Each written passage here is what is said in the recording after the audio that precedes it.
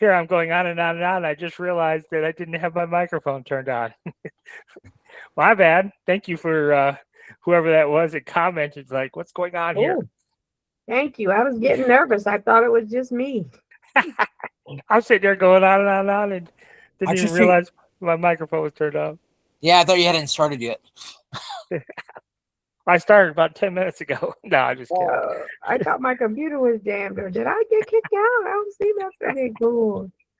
Okay. All right. I'll start from the top. So anyhow, thank you for coming tonight. I see some new faces in the list, so some new names. So just real quickly about the toolkit for Inkscape. I still hope to have it ready to go for Friday for you. So initially, everyone will be able to download it and use it. All right. So we will have a 14-day demo. Even if you're not a Batty member, you'll still be able to download it and use it with Inkscape. And there'll basically be 3 different options for the Patreon after the 14th. Everyone who's already on the $20 tier, that will be forever frozen. As long as you maintain your Patreon membership, it will never be more than the $20 you're already spending. You will get all of the additional tools that we're going to make for Inkscape and Blender as time goes on, but you'll be frozen at that $20 price point. Now, people who join the Patreon after the 14th will have a couple of options. They can, for $10 a month, they can just use the software tools for Blender and Inkscape, or they can choose the $30 tier, which will include what the existing Batty tier is now, plus the software. So they're going to pay an extra $10. So anyhow, so that's that. So we're still on target for the 14th. Thursday's class will be open to everyone. Normally, Thursday's classes are only available to the baddies, but Thursdays will be available to everyone because we're going to be going through the toolkit pretty in depth to show you, exactly what it does and how it does it and all that stuff. So that's the plan there. And then it'll be posted probably to the free Patreon is probably what I'll do, and then you can just download it from there on Friday. I don't know when Friday. I would, if I had to guess, it would probably be later in the evening. I'm still working out a few things, so hopefully I'll get all that worked out. It's probably 95% ready to go right now. So, but there are a few lingering issues that I have to deal with. So you won't have issues. So that's the plan. All right.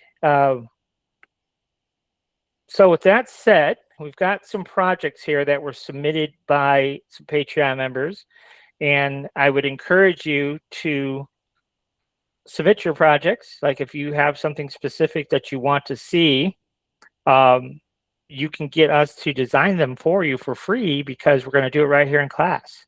So whether you're a paid member or not, doesn't matter. We have this, our chat. So if you go to the Patreon, even if you're a free, let's see here. Is that true? I got to look into it. I believe the class ideas and the mascot chats are available to everyone, even on the free Patreon. Now, the chat prompt library is strictly for the $20 tier members. Okay. So anyhow, if you have a design that you want, for example, Jules just posted this one, and we're going to do this one tonight because oddly, I've had like 4 or 5 other people request a Ram's head too. So that's kind of interesting. But you could see people have posted all kinds of different ones. And so I'm pretty sure we did the Cardinal one. We did this one last week, the Charlotte Towing. So anyhow, I go through here. I do have this one prepared for tonight too, but although I don't think we're going to get to that one. So anyhow, this is where I get my my inspo from is right here. So if you want something in particular, post it. You can post it right here into class ideas. We have some earrings, some Christmas earrings, and other different ones. The light up hype chain. I think we're going to do that one of these days because I think that is pretty cool. And I don't see a lot of that type of stuff out there in the world. So anyhow, so if you have class ideas or you want a specific design or something, just post the details of what you're wanting, and then we can make the design for you. Okay, so we'll go back here and let's begin by taking a look at what Audrey had requested here.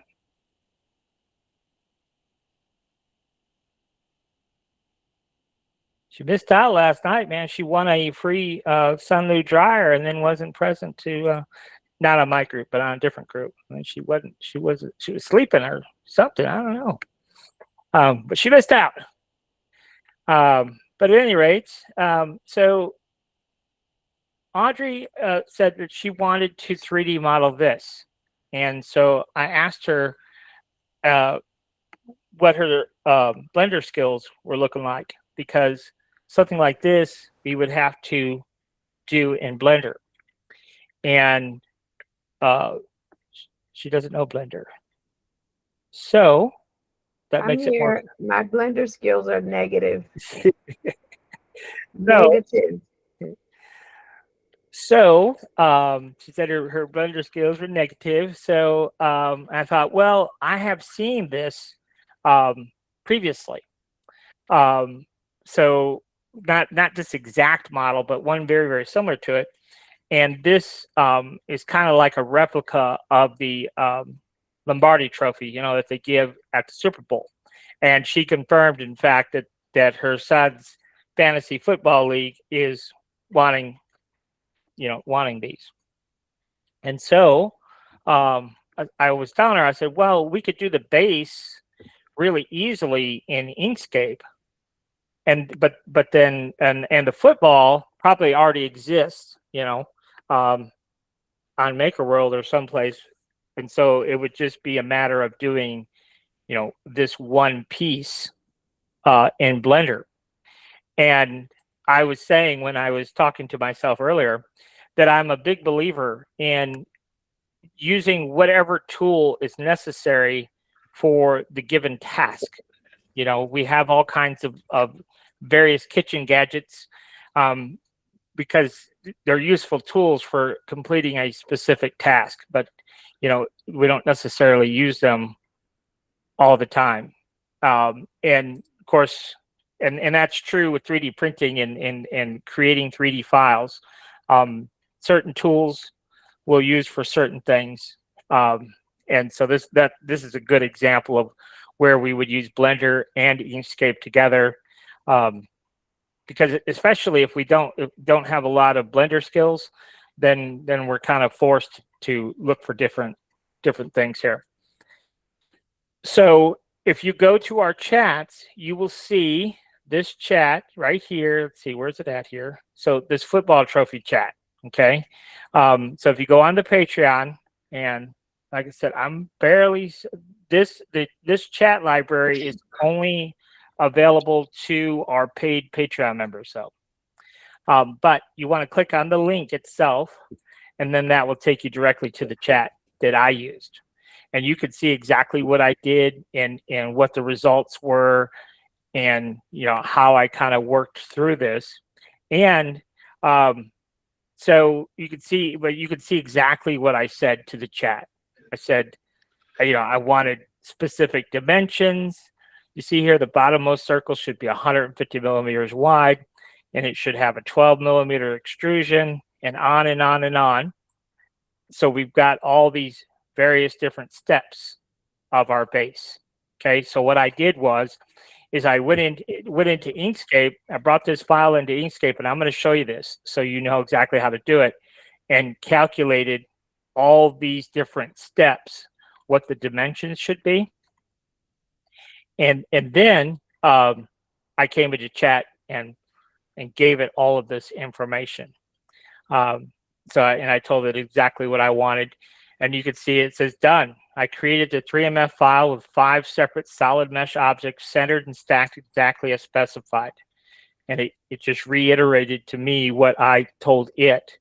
And it gave me the overall stacked height of 53 millimeters with no manifold edges. But then I go on to talk about how I needed that shape, but I needed to be hollow on the inside. And so I wasn't exactly sure how Audrey wanted to print it, but I wanted to know for myself, A, print the base solid, or B, print the base hollow with supports. Either way, you're probably using about the same amount of filament, probably using about the same amount of print time, but mainly the purpose of this exercise was to just see what we can get from chat. That was the main purpose of the exercise. So anyhow, you could see it gave me these different steps, and it made it somewhat hollow, but not completely hollow. So then I went back in, and so then it gave me this. So it was hollow, but it went to the extreme. You see where the little rings, there's nothing there, and we needed those little steps, right? So then you could see what my chat was. Then you could see it gave me some drawings. Then it gave me some more detailed drawings. And then finally, in the end, I did actually get what I was after, but it just took a little bit of back and forth. And I believe, let me go back here and look. On my end, so if you ask chat, on my end, there was actually links to download each one of these files, each one of these iterations, I guess you could say, so you could see them for yourself. But I think it's an interesting exercise if you go back through and just use the same prompts that I did and see what chat gives you, so that the next time that you want to create something, you'll have an idea of how to actually go about creating it. Now, can we create this base in Inkscape? Sure, we can create the base in Inkscape fairly easily, but I just wanted to see what we could do here in chat. And I would say probably start to finish, it maybe took me like 20 or 30 minutes of going back and forth with chat to wind up with the actual 3D model I wanted. And that's probably about what it would have taken me if I was going to draw it out in Inkscape anyhow. So, but the thing of it is you would have to have the know-how to do it in Inkscape. So if you know what you want, but you don't know quite how to get it, and it's pretty simple geometry like this, well, that's one way of going about it.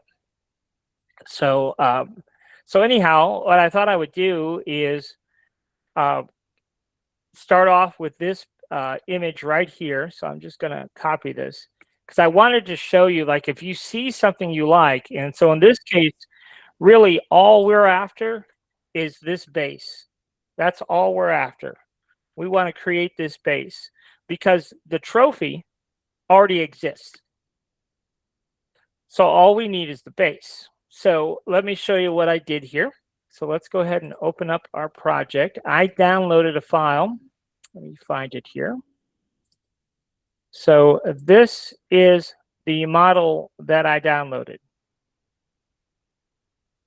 Okay, so this is the completed model. It's in pieces. And so we want to create a base for this. So this is the front of the trophy. Okay, and you can see the football is printed in halves and then glued together, and these little pins, see how they register the two halves together? So that makes it for an easy print for you.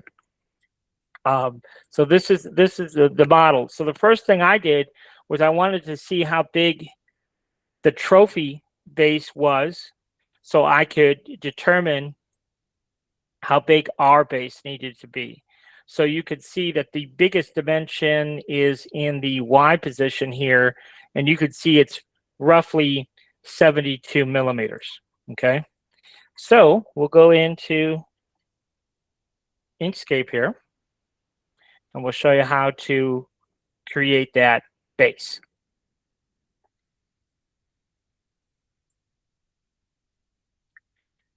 So we're going to right click and paste our trophy image that Audrey sent me. And the first thing that we want to do, and this will not get us an exact dimension, but it'll get us pretty close. So the first thing we're going to do is we're just going to grab a rectangle. So we'll come over here to our rectangle tool, and I say rectangle, rather it really means square. So let's just drag out a square. Doesn't matter what size. And you can see this has a red border. Kev, can I ask, why wouldn't you get a circle? Why are you getting a rectangle? Well, because you could just as well do a circle. You know, the basic logic is that the trophy takes up 72 millimeters. So we're going to resize our rectangle to 72 millimeters, and then could we use a circle? Yeah, we could just as well. The base is not square or circular, you know, so it's, but we do know that the trophy itself, the biggest dimension is 72 millimeters. So whether that's a circle or a square doesn't really matter a whole lot. But anyhow, you see that we have a red stroke here. So what we're going to do here is we're going to shift click to get rid of this, shift click this red X in the lower left, and that gets rid of our stroke. And then we'll just give it a different color here. So now let's go ahead and resize it. So we do know we want it to be 72 millimeters tall. Okay, so this basically represents the base of our trophy. And so now we will go ahead and grab a circle. So that is the E key on our keyboard for ellipse. And we could just click and drag. And if we shift control, we can pull from the center. Okay. Now I am going to go ahead and cheat and use my toolkit, because now that I have it, I don't want to do anything without it. It's just become a lot easier to design now. So we'll give it a different color, and we'll send this to the background. So our base needs to be roughly this big for our trophy to sit on it. Okay, so that's kind of our first position. So how big is this circle? Well, this circle, and this is just my brain of how I work, and I may admittedly work kind of weird, but this is how I figured it out. So our circle is 112.8, so we'll just make it 112. I like even numbers. So what I need to do to this image then is I need to make that first plate right there 112 millimeters. And once I have that first plate right there at 112 millimeters, then it'll be a lot easier to measure every subsequent plate, if that makes sense. So to do this, we're going to grab our pen tool. So it's right over here. It's the B key on our keyboard if you're big keyboard shortcut junkies. And we just click right there on the edge of our circle, and we'll hold our control key. And what that does is it allows us to go straight vertical, straight horizontal, exactly 45, etc. But we're going to go straight horizontal to the other side here. And then when we're done, we just right click. Now, we do need to be able to see that line. So we're going to shift click any one of these colored squares here. And that will allow us to add a stroke. Now, if you do that, if you shift click one of these colors and you still don't see a stroke, there could be another reason for that. So be mindful of that. So we go over to fill and stroke tab here, and whatever our last stroke was that we used, that's what's going to be used this time. So if the stroke was really, really thin, like for example, I don't know, something like 0.2, you wouldn't see it. You still wouldn't see it. So so in that case, you would just increase your stroke and then boom. Okay, there it is. So a lot of people get confused, and that just happens sometimes. So whatever your last stroke setting was is what it'll use by default, and you may not be able to see it. Okay, but now we can see this. All right, so now we have to do some math. So we have our path selected here, our stroke, and we could see that it's 120. And what did I say we needed? We need 112. Okay, so this is 120. We need 112. So this is the math. So let's go ahead and clear this out. What's going on with my calculator here? There we go. So the math is this. We take, and this is always true, we take the dimension we need, and then we divide it by the dimension we have. And I forgot what we had already. So it's so we have 120 and we need 112. Okay, got it. So the dimension we need divided by the dimension we have, and we get this value, which is 93.3%. Okay, so if we take our image and our line and we go to our transform tools here. Now, if you don't see that little icon right there, that transform icon, you click the drop down arrow and it'll be right there. Under the basic options, you'll see it right there. Okay, and then that will open up that panel for you. But we're going to go to scale. We're going to choose scale proportionately, and we're going to do 93.3% scale. My bad. Let me undo that. So again, we want to do 93.3. Okay. And now to confirm that that scale, is this roughly the dimension that we needed? And so here we're at 112, and here we're at 112.4. So yes, this is now roughly the same size. Doesn't have to be exact, but it's roughly the same size. Okay. Let me see if I can find something just to kind of hit this home and maybe get the gears turning a little bit for you here. I did a project with my daughter last night. Let me see if I can find it though. I don't think I deleted it, but I may have.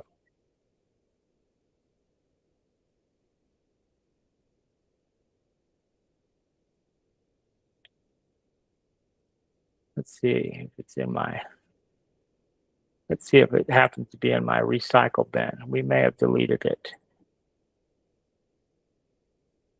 It's not in my recycle bin. All right, just give me a second here. I do want to kind of hit this point home with you. And if you do any type of t-shirts or sewing or something, this may be of interest to you. Let me find it, the image in question.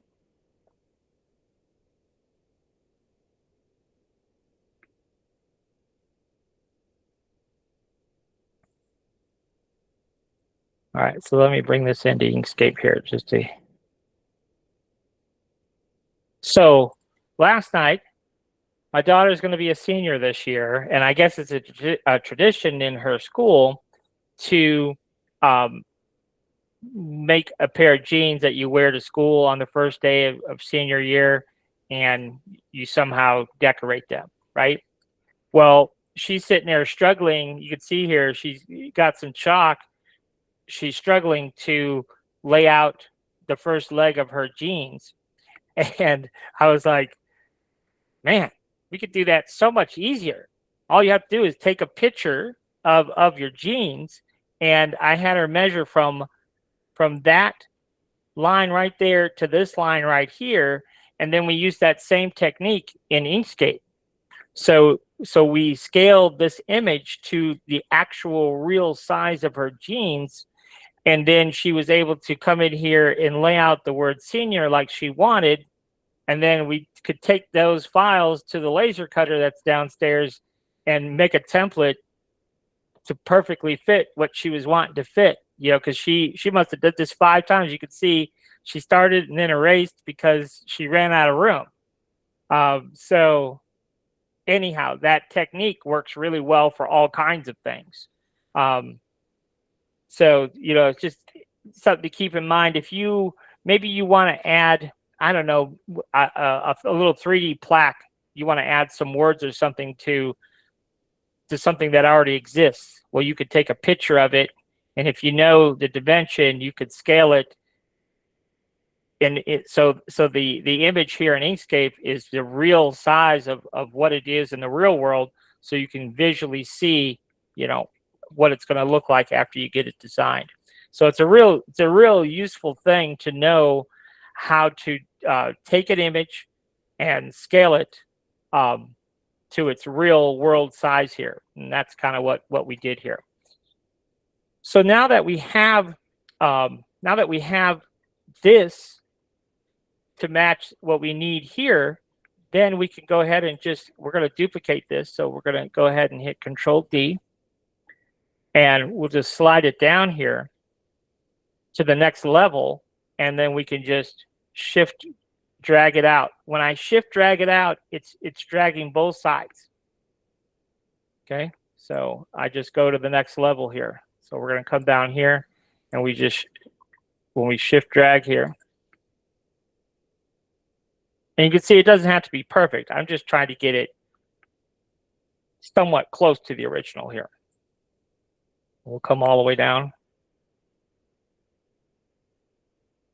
Okay, so for this example, we'll just do that many iterations so you can see what I'm talking about here. So then this one here, we could see that that width becomes, what is that? 122. So we could take this circle and duplicate it, and we'll make the width 122. And we'll give it a different color. Let's go ahead and bring up our toolkit, push it to the bottom, and then let's go ahead and center this up. So we can go ahead and select those two, and we'll just center those 2 circles back up. Okay, and then we'll move on to the next one here. So we did that one. How big is this one? That one is, let's just call it 138. So we'll take our green one. Let's duplicate it. Let's give it a different color. Let's push it to the bottom. And then let's just change our size to 138. And then again, we have to shift click our green and center those again. And then our last one here is 160. So that will definitely fit our build plate. So that's good. So duplicate, Control D. We'll give it a different color. We'll go ahead and give it a different width here. So now it's 160. And of course, we can use, obviously you guys don't have the toolkit yet, but if you go into your Inkscape alignment tools, you can do the same thing. But notice it says 2-page. And that's one thing I didn't like. These automatically assume last selected. So we have to choose last selected here. So instead of relative to page, it's relative to last selected. So we've got this one, and then shift click and then line those 2 up, and then right click to send it to the bottom. Okay, now if you're not familiar with how to do that in Inkscape, you can select your shape, go to the object panel here.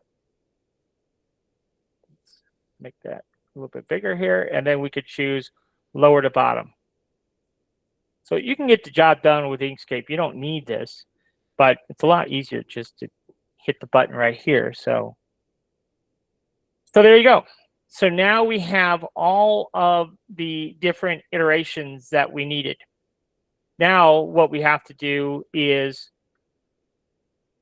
go ahead and make our 3D model. Now in my preparation in chat, I decided in the end that we're going to print this base solid.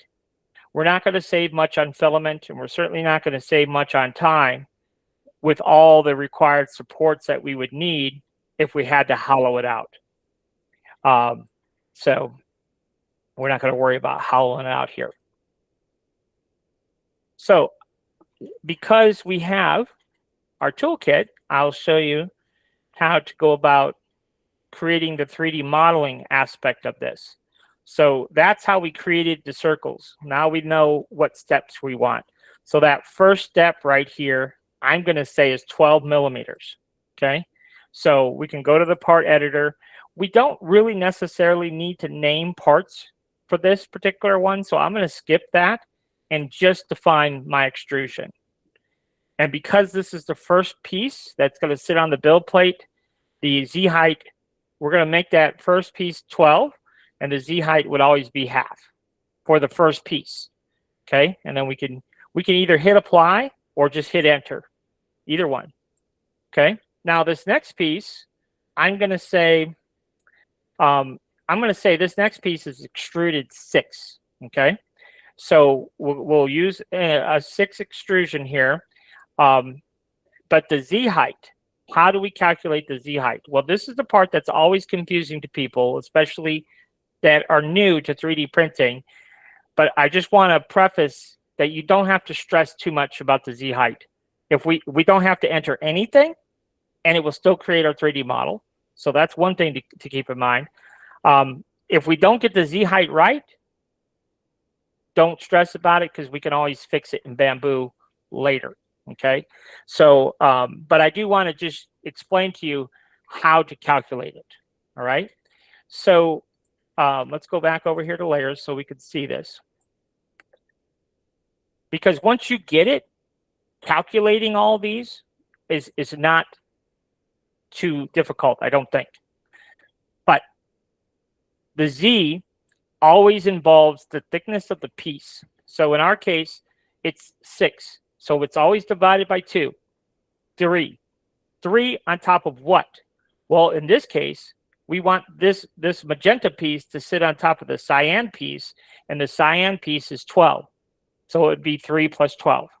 That becomes our Z. So in this case, it's 15. Okay, so that's how it works. So 6 and 15. So then the next step here is our green, and that's the big one. We're going to call that 25. Okay, so the extrusion here is going to be 26. I like to use even numbers instead of odd numbers because it's easier to do the math. So half of 26, of course, is 13. But on top of what? Well, it's going to be 13 on top of both of these, right? So we're going to have a 12 millimeter extrusion, and we're going to have a 6 millimeter extrusion.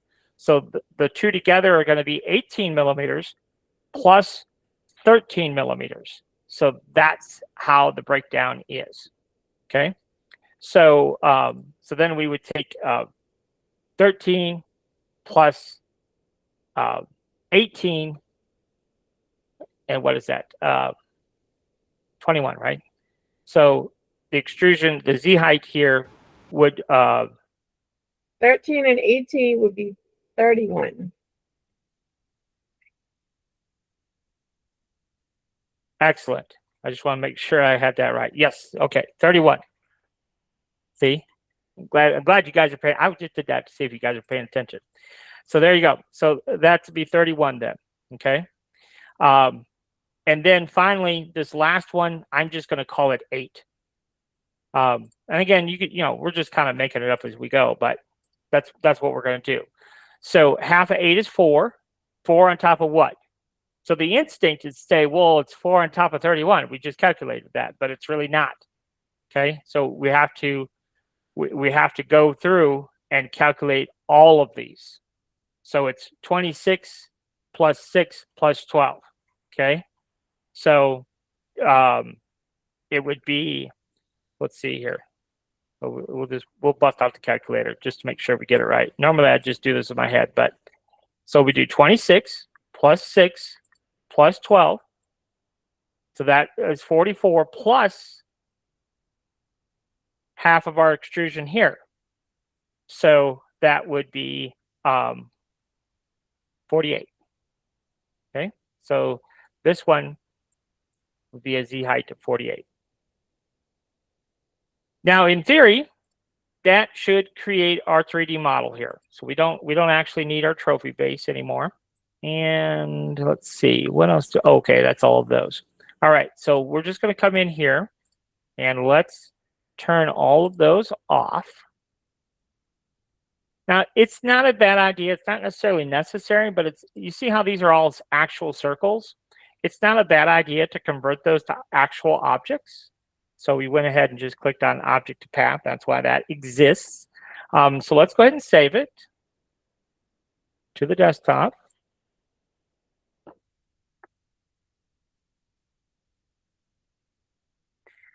And then I just want to show you something else here real quick. So I'm going to save a copy of this. And we're going to do Audrey 02. So you're brand new. We're going to strip all the metadata. So that's what this function here does. See where it says reset metadata? We're going to strip it all. Okay. So let's just say you're brand new to 3D printing. You don't understand Z heights for nothing. And you're just going to use, you've created your circles. You got that far, but you have no idea how to create the 3D model. That's okay. You don't have to. So we're just gonna run it straight just like it is with no specified part names, no specified extrusion thicknesses, no specified Z heights. Just create me a generic 3D model.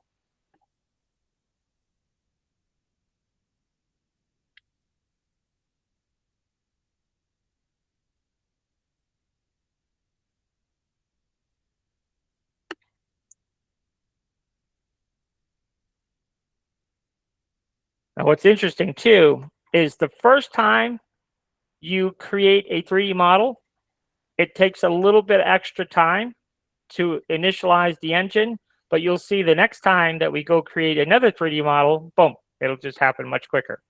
So, so let's go ahead and open up the original file that we had.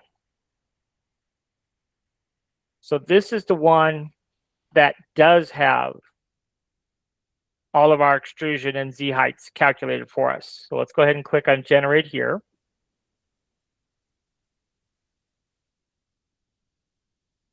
And you see how much quicker it happened that time? It's just the first time it has to initialize. And then from then on out, boom, it happens almost instantly. So let's go ahead and open up. We're not going to save that now. Let's go to our desktop here. And so here is, which one do we want to start with? Let's start with the generic one. So this is the one where we didn't specify any Z heights. And you see what it did there? It actually created what we wanted to a certain degree. But what it didn't do is it didn't do all the extrusions the way we wanted. So the first one, we wanted to be 12 millimeters, and all of these are 10. So if we don't specify something, it will automatically stack them just like this. If we don't specify an extrusion or a Z height, it'll just stack them. But everything will be automatically 10 millimeters thick.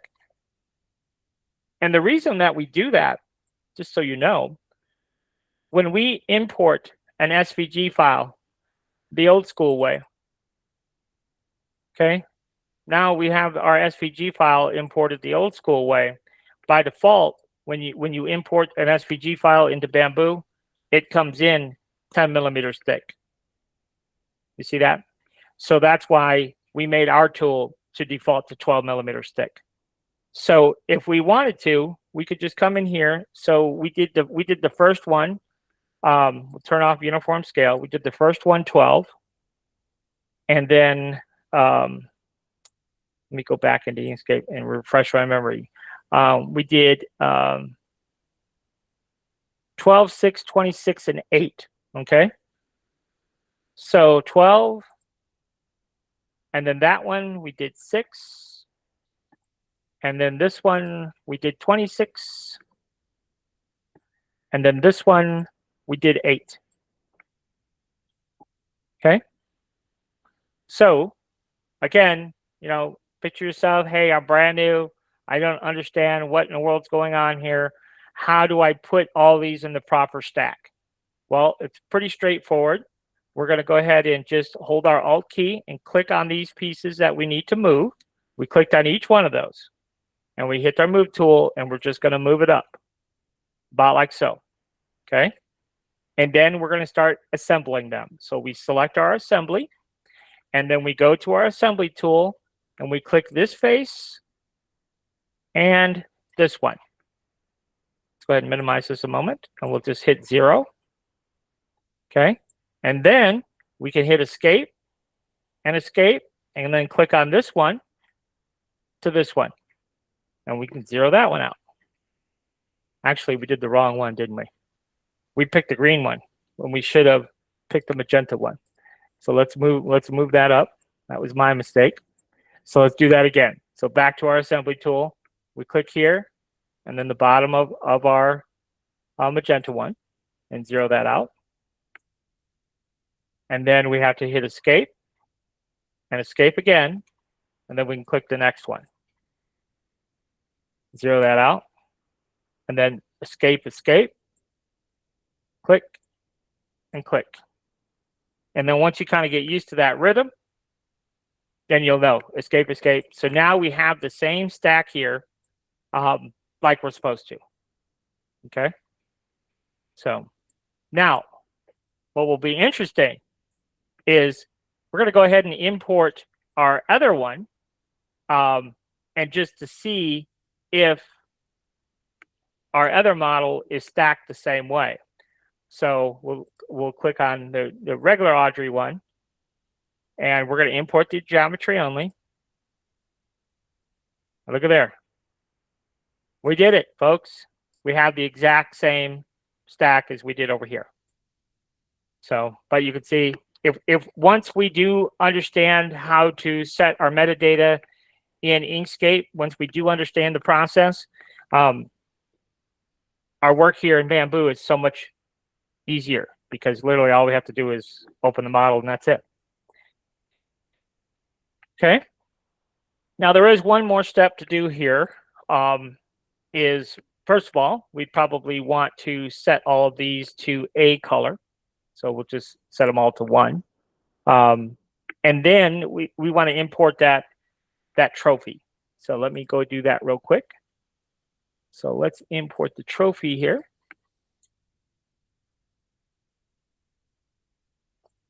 All right. So we can utilize our objects here, and we want to get rid of these pegs. So we'll just delete the pegs because we're not using that, and we're also not using the football. But I do want to do something with this base. So that's why I brought this in. So what I want to do here, this assembly is centered to the build plate. And so I want to center this to the build plate. So we'll right click and center it to the build plate too. Okay, now you can see it looks a little off for some reason. I don't know exactly why, but we'll figure that out. So we're going to select our trophy, and then we're going to control click our other assembly, right click and merge. They have to be together in one assembly in order to move our trophy in the Z direction. So we're going to alt click our trophy here, and we're just going to move it up like so. Okay. Now, what we're going to do is we're going to do basically what we just did. Okay. What I need to do is I need to put my trophy right there on the base here. So how do I do that? Well, we're going to select our assembly, go to your assembly tool, click on this face, turn it up, click on this one, and zero this value out. Okay. Now, if we hit Control 1, we can look straight down at what we've got going on here. And you can see this isn't quite exactly centered the way I really want it. So no worries. We'll just Alt-click that. Now, I don't know if this is all one. Let's see, what did Audrey ask? Anyone have any recommendations for which gold to make this look good? Oh, well, you definitely want silk of some kind. But there's so many good ones. There really is. So I just want to just center that up just a little bit. Latoya woke up from her nap. She woke up from her nap. She just joined the crowd. Well, welcome, Latoya. All right. So now you can see looking down that it is more or less perfectly centered on that top ring, right?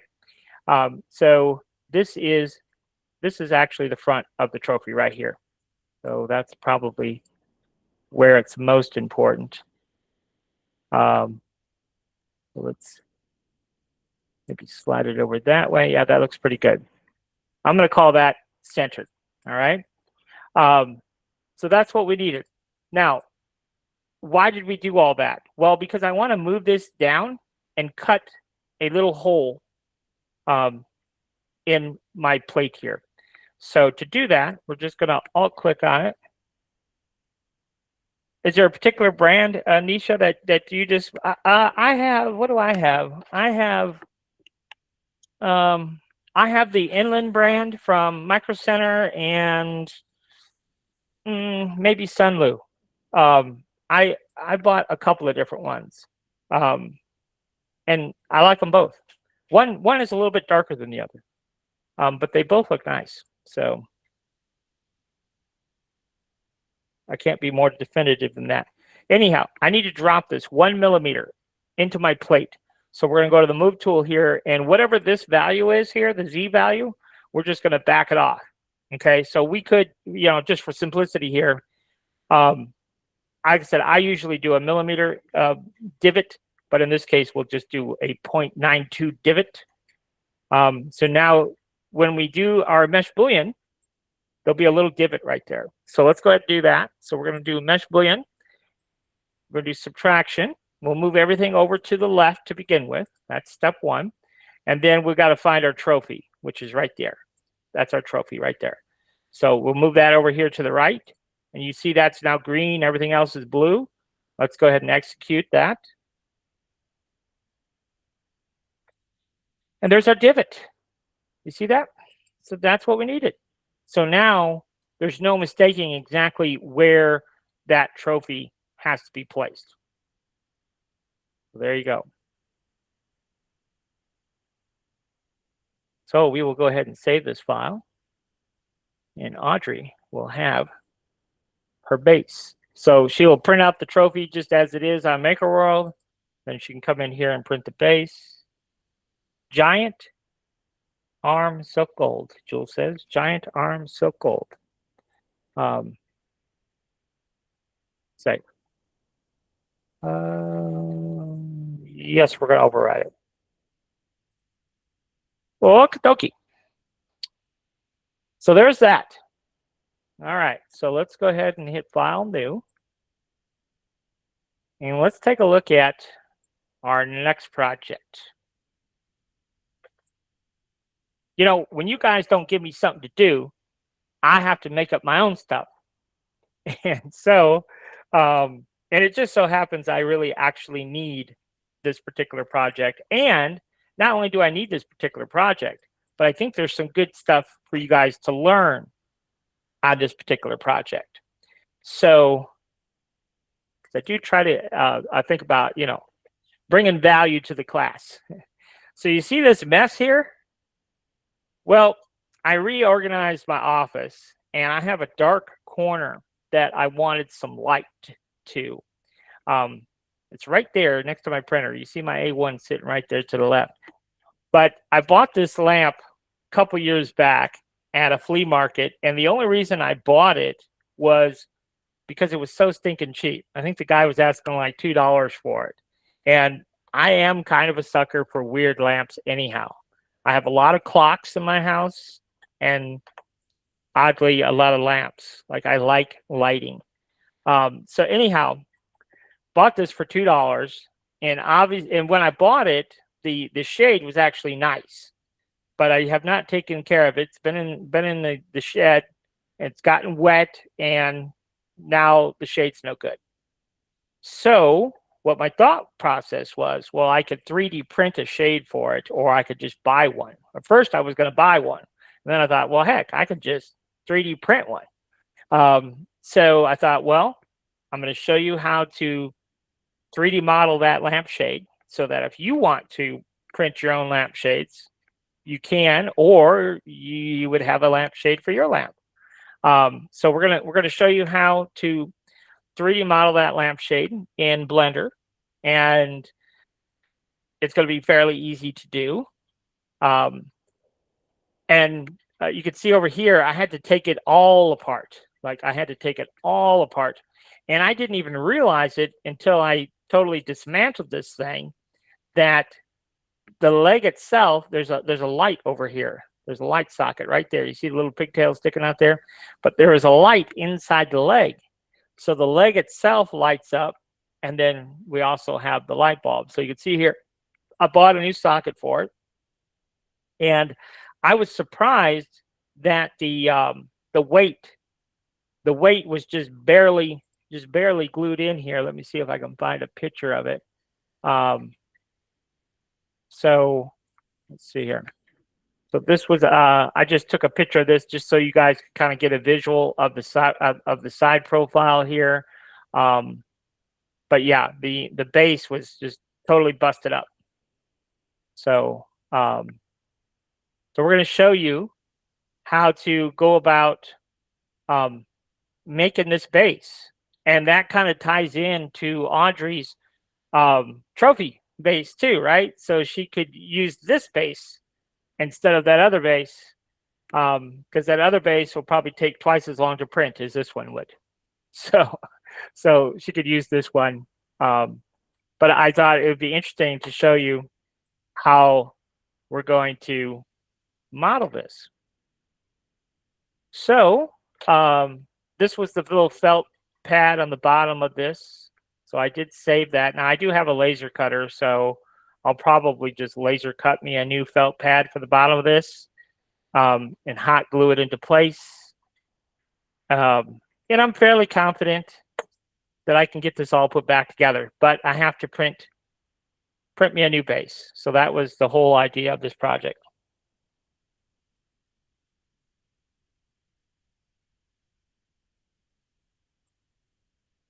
Sunlu and Polymaker Panachrome Silk Gold, Audrey.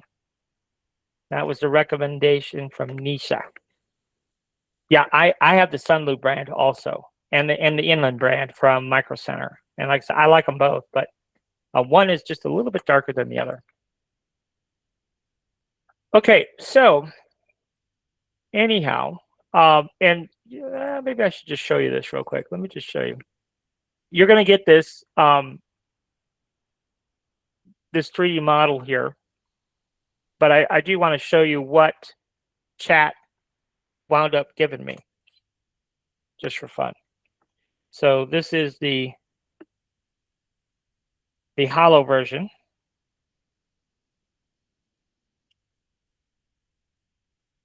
And I did use more steps, you see. But this was 100% chat driven, based on that chat. So if you go back to the chat, and this was 100%, I didn't do anything. Chat did all this. So there you go. There is the hollow version that chat gave us. So for certain things, you can get chat to do it. The one thing that you'll notice, and you guys probably already have if you've used chat at all, is that one day you'll get perfect results, and the very next day you seemingly are doing the exact same thing that you did the day before and get lousy results. So even chat has moods. Some days are better than others. That's been my experience anyhow. So let's talk about how to go about creating that lamp base. So we're going to import a reference image so we could see it here. So there's our reference image, okay? So you can see here we have an extrusion here, we have an extrusion here, and then we have this little curved area right here, okay? So how do we go about creating that? Well, I've already forgot how wide this base was here. So I grab my calipers. You guys should definitely have a set of calipers at your desk so we can measure. So this is 132, okay? So the main portion down here, right here, the main portion is 132 millimeters. And then the top is 110. So this is 132 at the base, 110 at the very top. And then let me get an idea of how tall the extrusion is. 6, yeah, that's what I thought.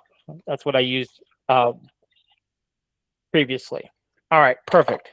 6 millimeters. So this is what we're going to do. We're going to grab our rectangle tool. We're going to drag out a rectangle. We're going to change the size of the rectangle to be 132 millimeters. Okay, we're going to uncheck this. So we're going to uncheck that. So this is 132 millimeters wide. And it's going to be 4 millimeters tall. So let's do that. And then we're going to duplicate that. Now, this does have a stroke on it. You see that? So let's go ahead and shift click to get rid of the stroke. And then we have this piece right here. Okay, now this was 100, I believe that was 110, right? Let me just double check it real quick. 110. Calipers are cheap, guys. So this one here, this particular one I'm looking at in my hand, I bought it at Hobby Lobby because I was at Hobby Lobby and I like, oh, there it is next to the 3D printing stuff. And I needed a caliper and it was like 15 bucks. So it was pretty cheap. But you can get them at Harbor Freight and, you know, you can get them at Lowe's and Home Depot and get real fancy ones, but you don't really need a real fancy one.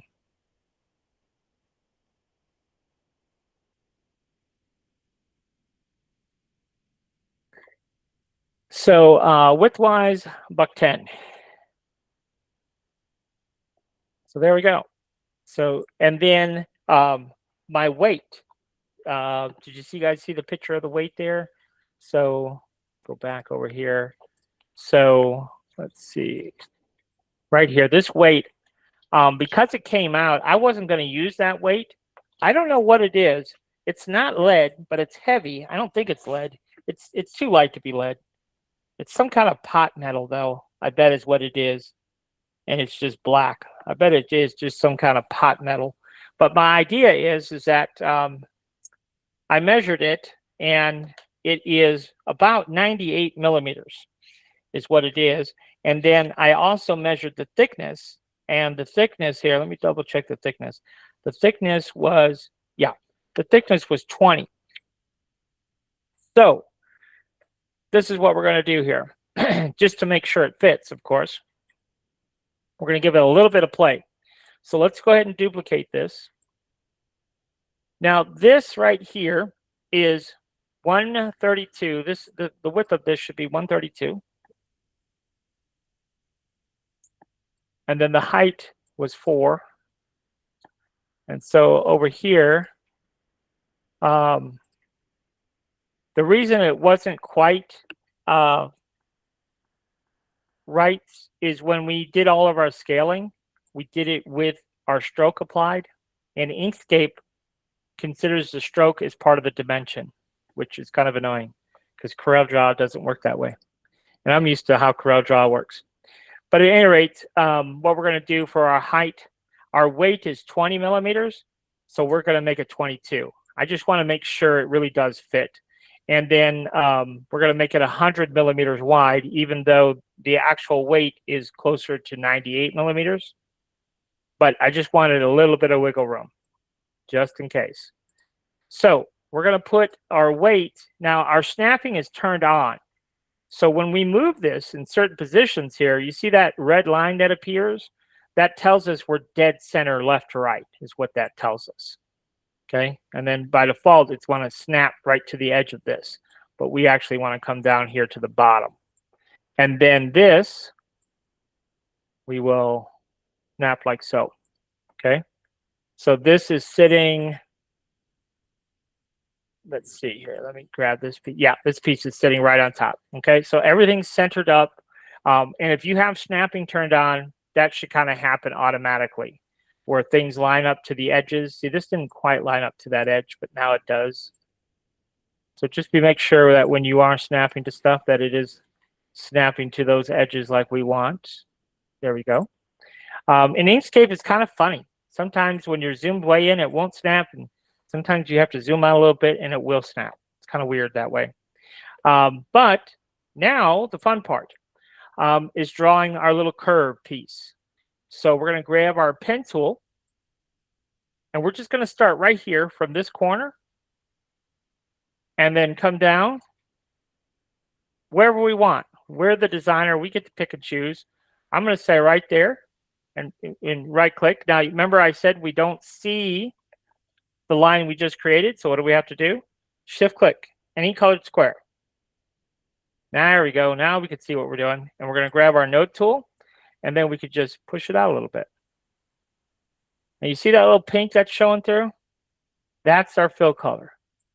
So now if we get rid of that fill color, then you won't see that. Okay. Then what we're going to do is we're going to take this and we're going to duplicate it. So Control D, flip it over and move it over here. And you know, technically we're going to cut this in half anyhow. So guess what? We don't even need that. We don't even need it. But what we do need to do is we need to extend this here a little bit. And we need to modify this as well. So we're going to grab this and we're going to hit our B key. And we're just going to come around like this. Like so. Okay, so we just created that weird shape. And the reason that we did that is so we could trim everything that extends beyond here. We can just trim it off. Trim it off.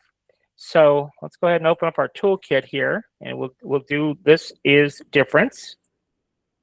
Okay, and so now you see that we just trimmed that away. Okay, so now what we're going to do is we're going to go ahead and select everything and just merge it all together. Now just stay with me for a second. It'll all make sense here, I promise.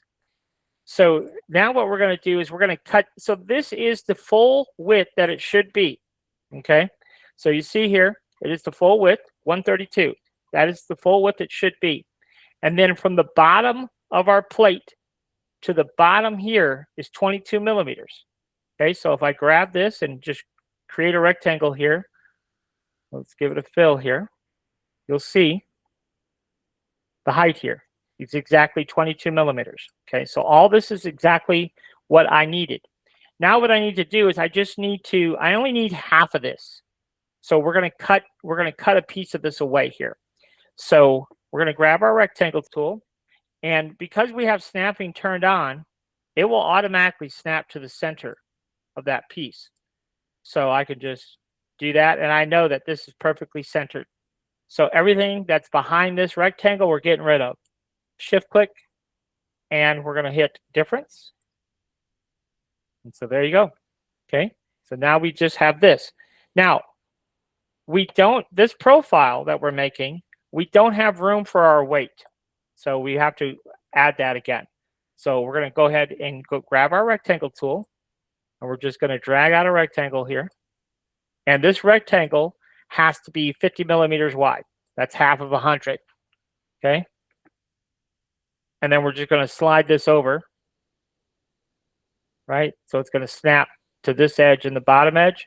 And we're going to go ahead and trim that out as well. So that's the profile that we needed. Now, we're going to go ahead and hit File and Save. And let's call this Lamp Base Profile.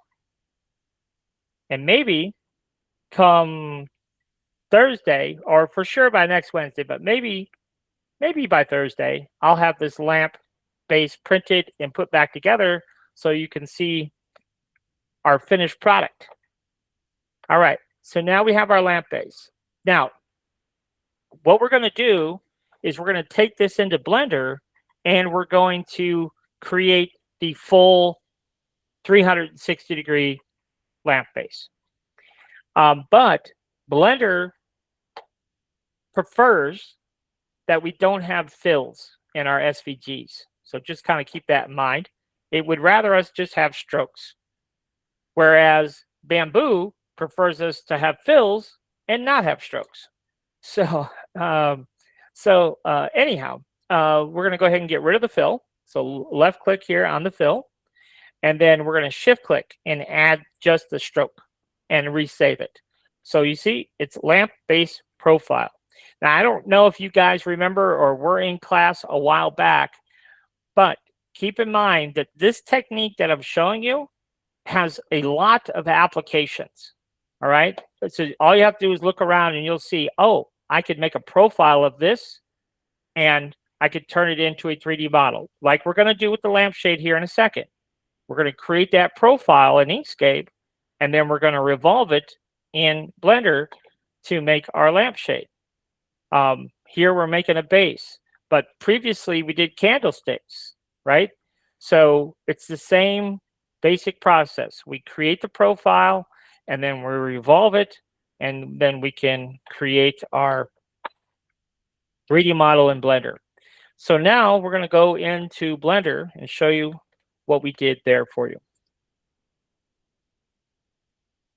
So in the process of creating this base, I'm thinking, man, all the stuff that we have to do in Blender to create this 3D model, yeah, I could sit here and go through it in a half hour and tell you to click on this and that and the other. And I feel like you probably would get lost pretty quickly. And even if you didn't get lost, even if you followed every single step, if we can do things quicker and easier with a special tool, then why not make that special tool and simplify the whole process? So that's what I did. So we're in Blender and everyone's going to get this tool tonight. So when I upload the class files, you'll be able to install this in Blender. I'm going to show you how, and then you can experiment and play with it yourself. Okay. When you first open Blender, you're going to see, if you haven't already modified it from our previous classes, you're going to see a bunch of stuff right here on your scene. All you would do is hit A and the delete key. And what you have is a light and a camera and a cube by default. That's Blender's default. Okay. But so if you do see those things, just hit A and delete, and it will delete all those things and get rid of it. And then one other thing that you'll probably want to do is come over here and right here on scene properties. You don't have to do this, but you might want to. But if you click on scene properties down here where it shows under length, yours will probably be defaulted to meters. But you could just choose millimeters because, in 3D printing, we work in millimeters, not meters. Okay. That's not totally necessary, but I just wanted to show you. To zoom in and out of Blender, it's just our wheel mouse. Okay. And then click and drag allows us to spin it around. If we hold our shift key and click and drag, it allows us to pan. Okay. So if you don't know anything about Blender, that's how we navigate. Okay. Zoom, click and drag with our wheel mouse, and then shift, click and drag, we can pan. All right. So let's go ahead and dive in here. So let's go ahead and hit File and Import. And we're going to import our SVG. And that is on the desktop, and we called it lamp-based profile. Okay. Now let's see here. Let's see. I don't actually, I do see it. Where are you?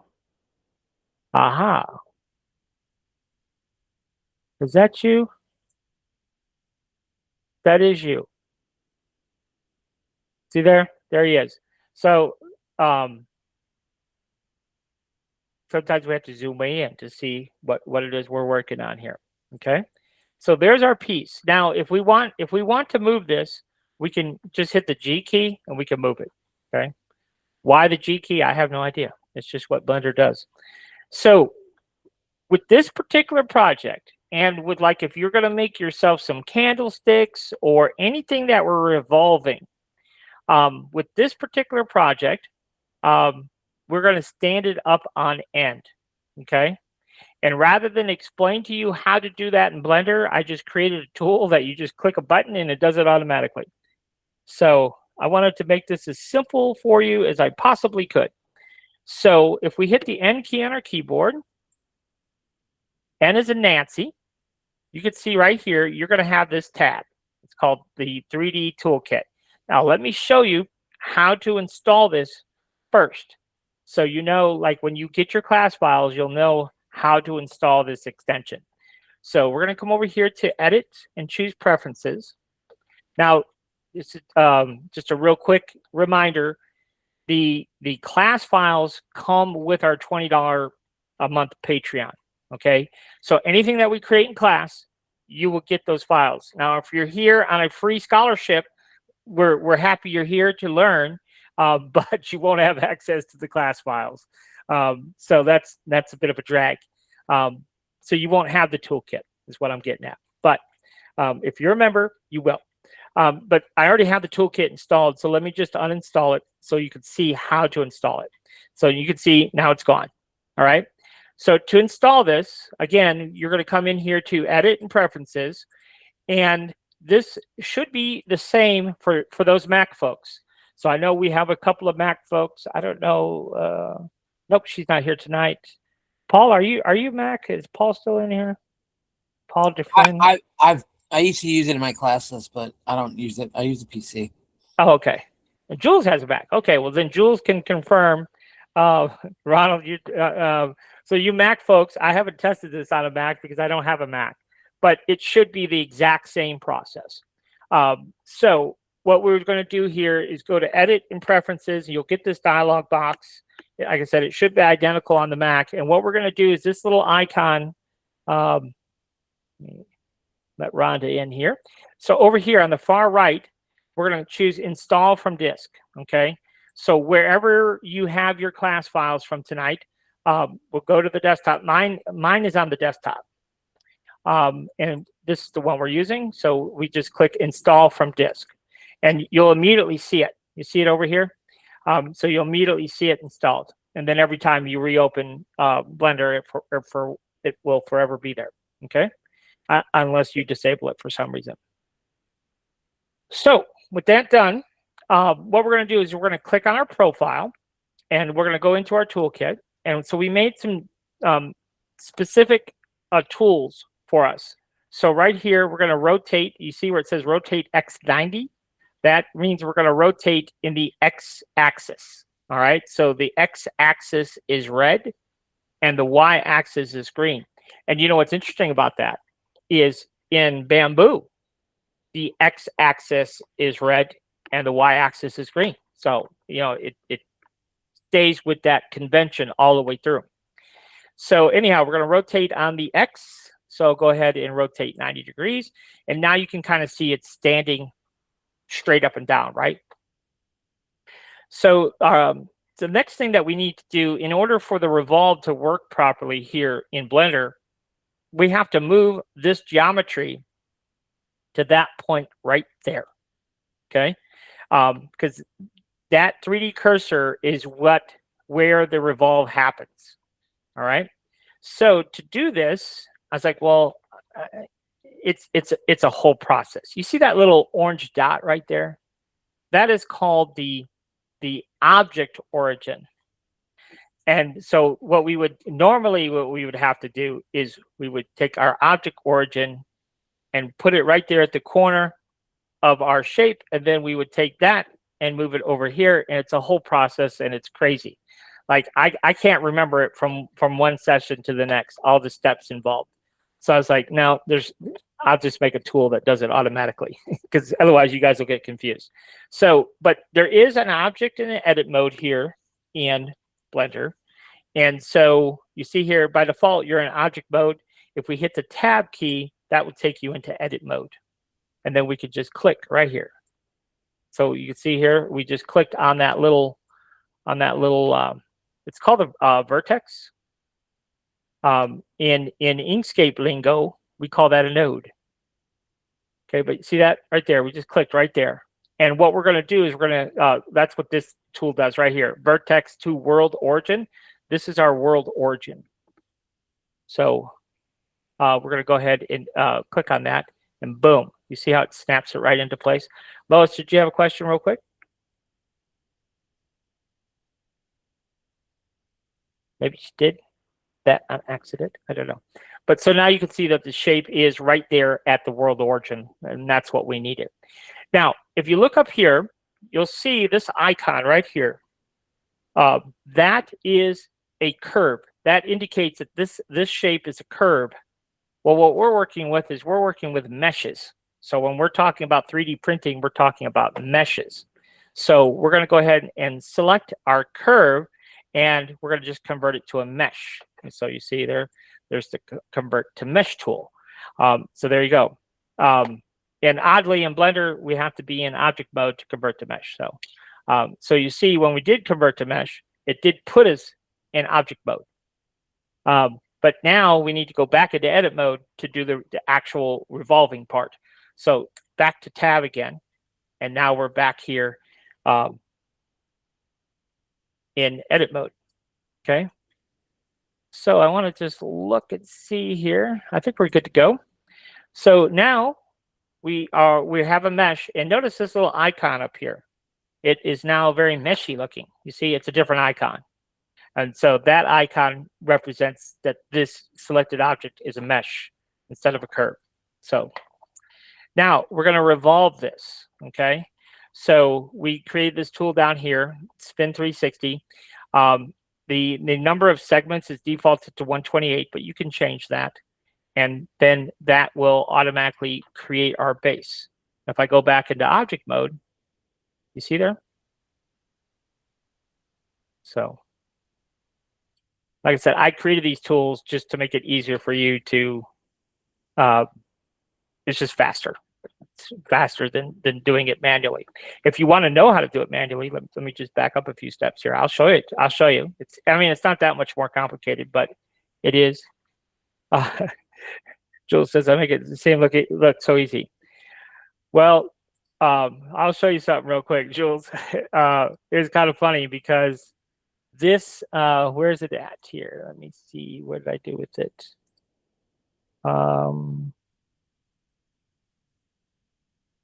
Yeah.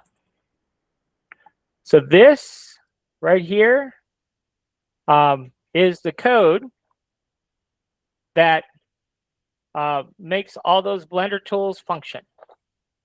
So all written in Python. So it's not complicated once you get into it a little bit, but you know, the average user is not going to want to do that. But anyhow, if you want to know how to just do what we just did in Blender, it's this tool right here. It's the spin tool. And so we can click on that, and you'll get this little set of icons here. And we want to spin it 360, right? So it lets you spin it, which, you know, all that's all well and good. But then we come down here, and then we enter in 360. Okay, and then we tell it how many segments here, which is 128. Okay, so we get the same result, but obviously it's just a little bit quicker, just to done, right? So rather than have to do that every single time, it's much easier just to create the tool to do it for us. All right. So now our base is basically done here. But there is a few things that we still need to double check. I'll let somebody in here quick. Jose's done with his nap. No, I know he works. So sometimes he comes in a little late. All right. So anyhow, we have our base more or less done here. But we want to double check that that this is going to import into Bamboo the way we want to. And there's a tool here in Blender, which is the 3D print toolbox. Now, I do believe you have to go out to the website and download this file, and it'll automatically put it into Blender for you. But if you type in Blender 3D print toolbox, it will literally walk you through step by step. The website's actually quite good. You download this little plugin, and it like I said, it will walk you through the install of this. So it's called 3D print toolbox. And all we're really going to do in the 3D print toolbox is this right here. We're going to check for manifold edges. And you see what it says right here? There's one non-manifold edge, okay?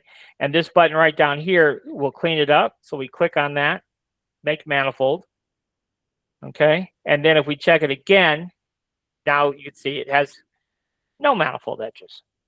So in theory, anyhow, we should be able to export this ready to print inside Bamboo. So let's go ahead and do that. Go to our desktop here. And what do we want to do? Let's just do class lamp base.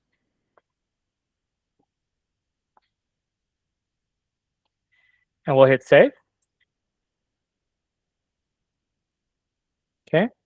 And then let's go into Bamboo and see if we have ourselves a new lamp base. Lamp base, trophy base, could be anything, right? So there, let's see here. Where's it at here? Wow, I don't have to find out where I exported it to. I thought I exported it to the desktop.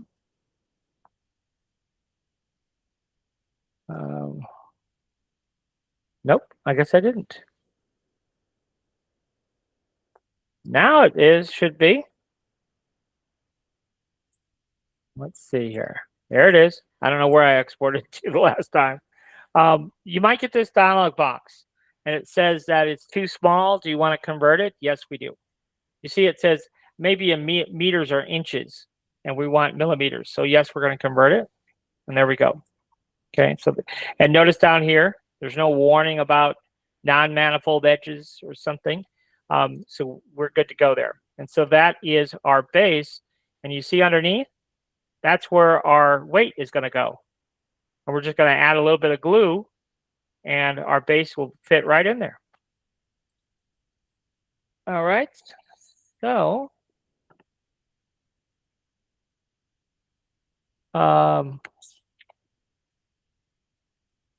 I have to grab something real quick.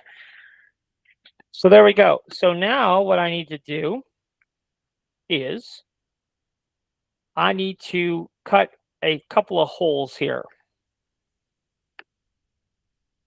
So because this pipe for the lamp, there's a rod, a threaded rod that goes through all lamps. I got to poke a hole in here. And then on the base, I have to poke a hole out the side of my base for my power cord.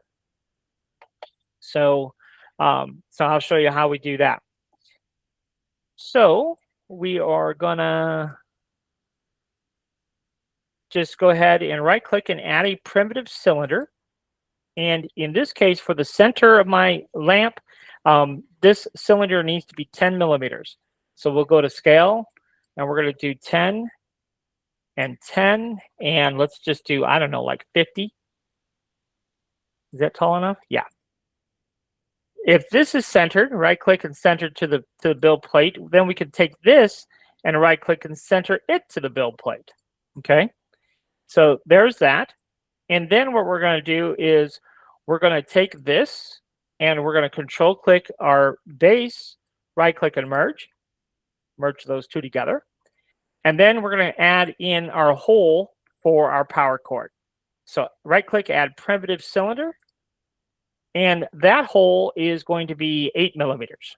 So we're going to go to scale and we're going to do 8. And we're going to do 8. And let's do 60, something wild. All right, now we're going to lay it flat. So let's do that. Let's go to rotate and we're going to lay it down flat.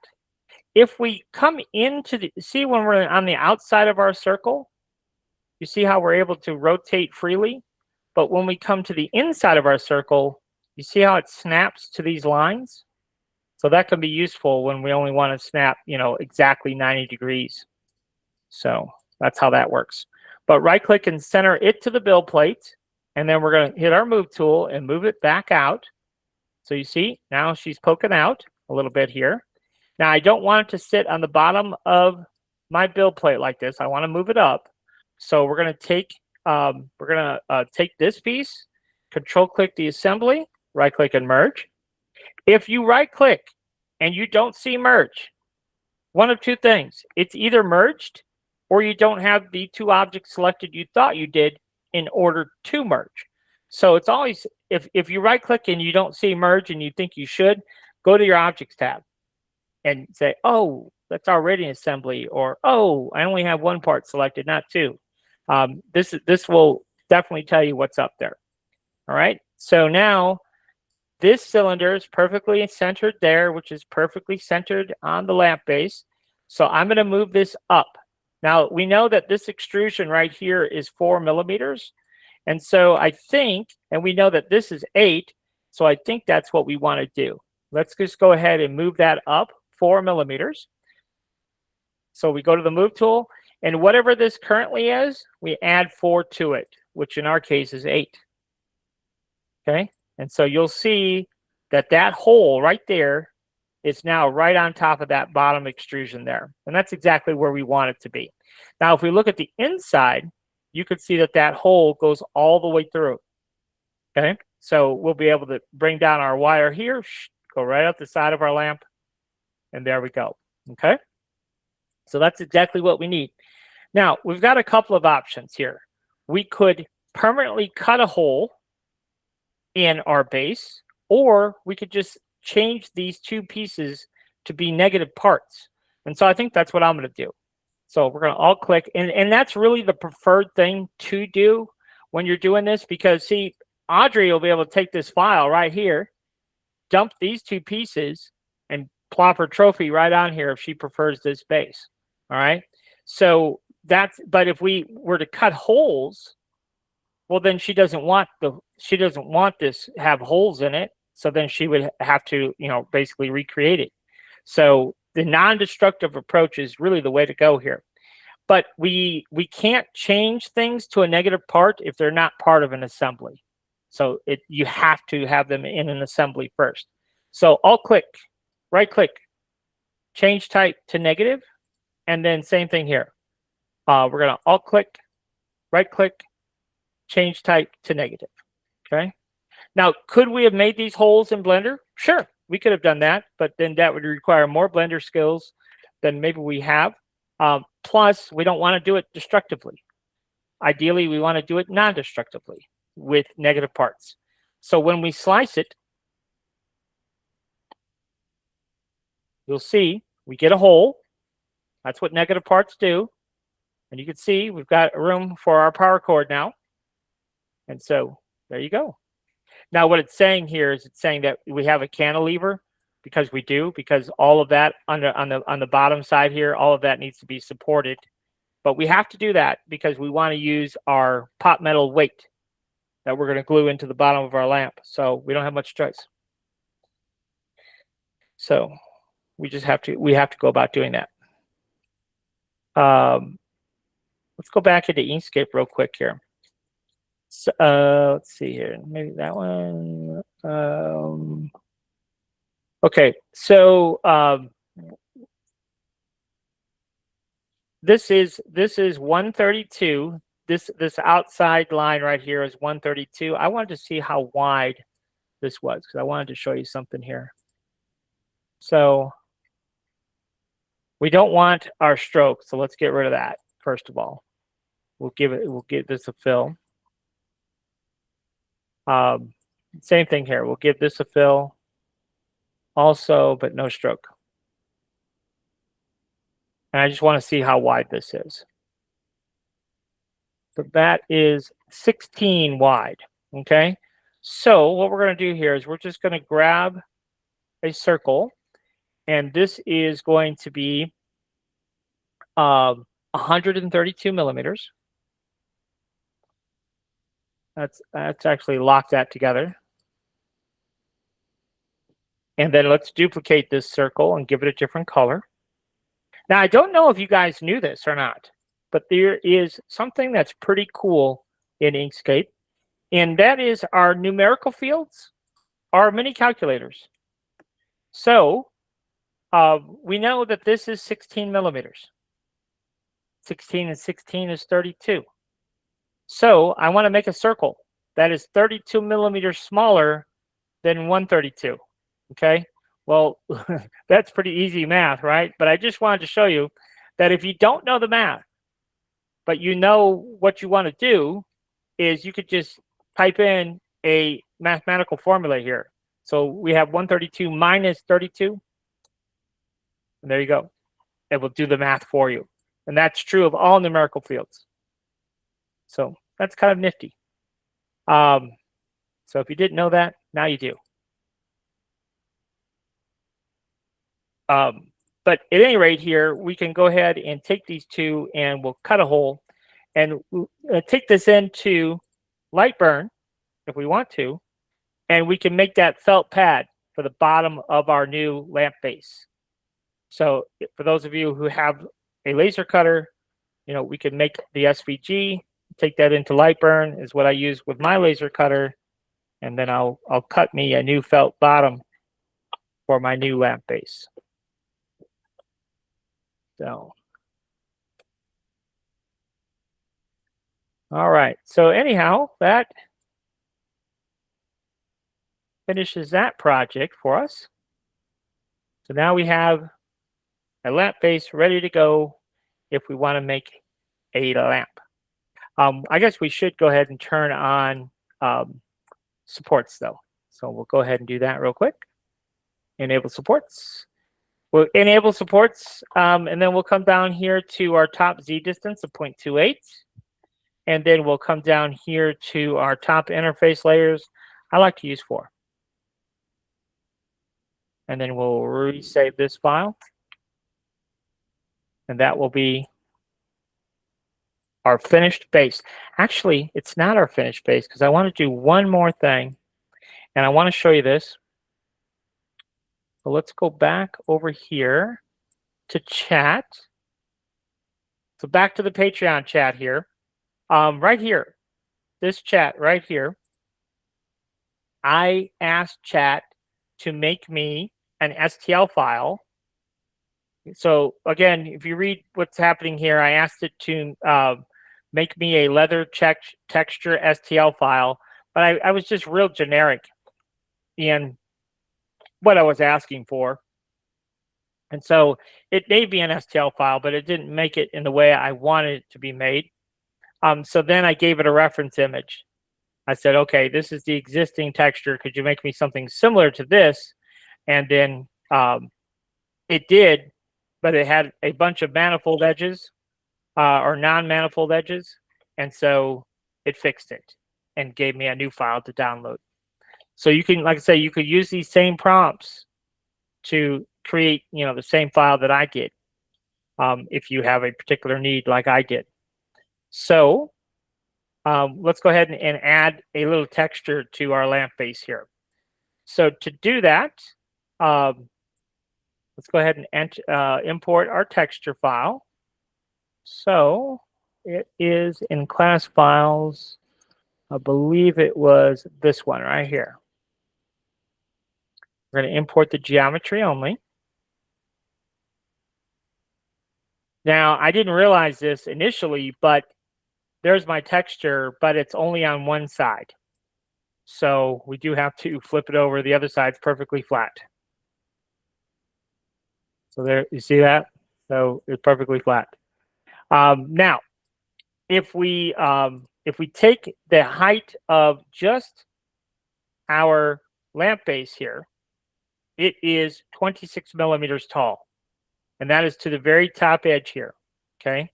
So if we take this texture is 1 millimeter thick, all right? How much relief do we want on the top of our lamp base? I want a 0.5 millimeter relief. This texture is 2 millimeters. So if I placed it at 26, it would be right in the middle of this texture.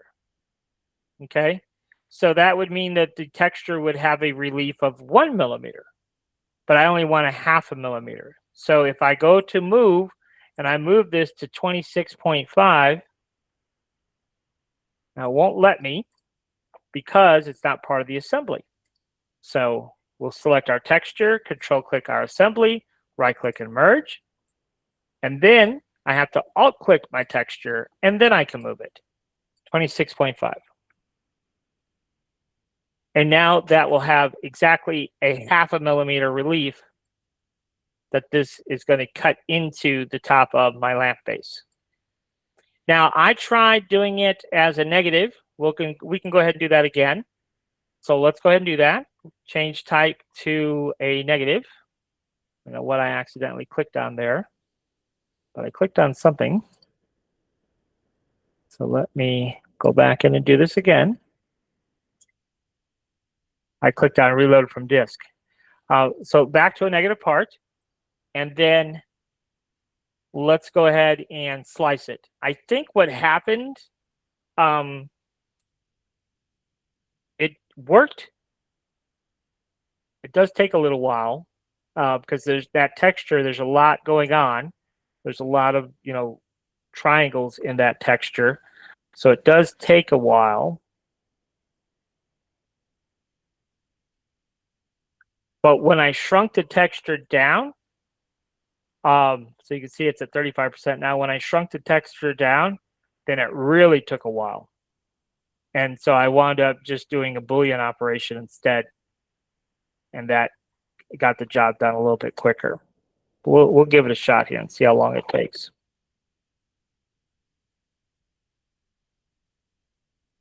Well, I won't wait all night, but I'll give it a little bit of time to. So in a perfect world, it would, but I think I just, for speed's sake, I think I wound up just doing a Boolean operation. But yeah, you can see it's up to 60% now. So it's moving along now. It's also going to take some time to generate the supports because we added that also. And there's a fair bit of supports required for the bottom of this. There we go. When it gets to the G code part, it comes together pretty quick after that.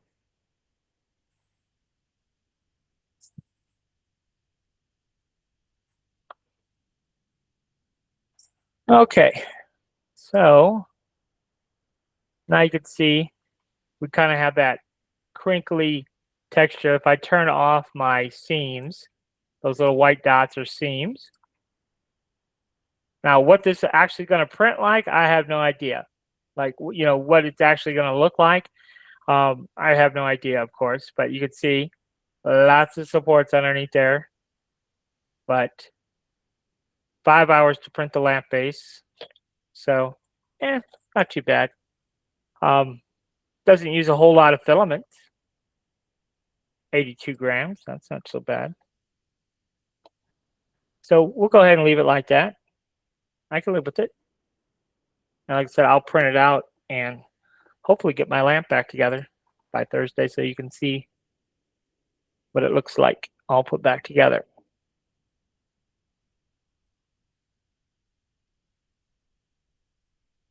So let's go ahead and we'll just start a new project here.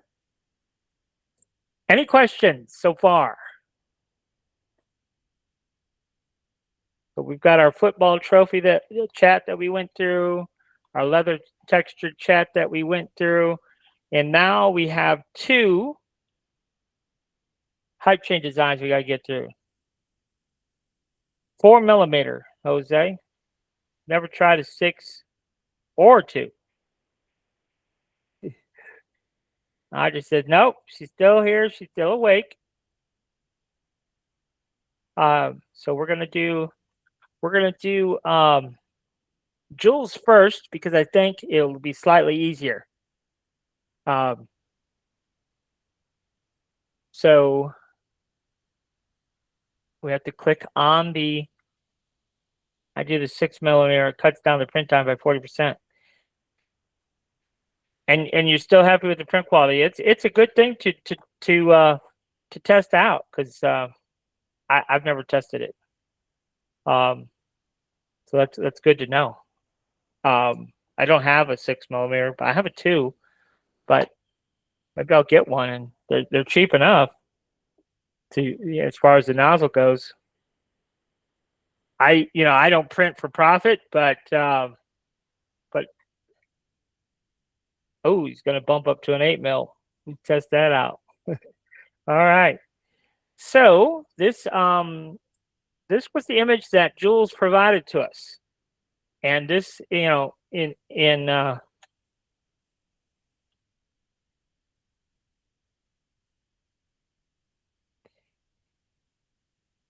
tolerance and offset on pieces as it relates to what, Paul? Are we talking about where the trophy was sitting into the base?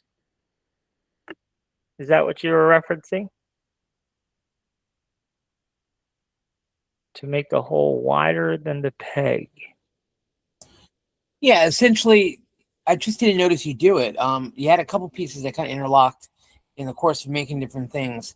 Anytime you need something to fit into another one, you don't have. It looked like you're doing 0 tolerance, like you just did them a nice split between them, and they're not going to work that way. If you print the second piece, it's gonna the peg is gonna need a wider space to go in because filament has a spread to it. Do you have an example of what we did tonight that you're referencing? I think the base was the one you did one earlier. I don't remember what it was offhand, but like the top of the base, you said I know when you did the trophy fit into you had a negative shape put in, and I didn't notice you put in a that you went with an offset and went wider, and I didn't want to backtrack you. I just didn't notice if you'd done that or not. Yeah, well, that's a good question. So we used the base, and I kind of maybe I sort of made an assumption that I shouldn't have. So we used this base to cut the hole on the base that we made, right? And so what Paul's talking about is the hole that we cut, because we use this as the cookie cutter, so to speak. They are the exact same size, and so we run the risk of this not fitting in that hole. And he's absolutely right.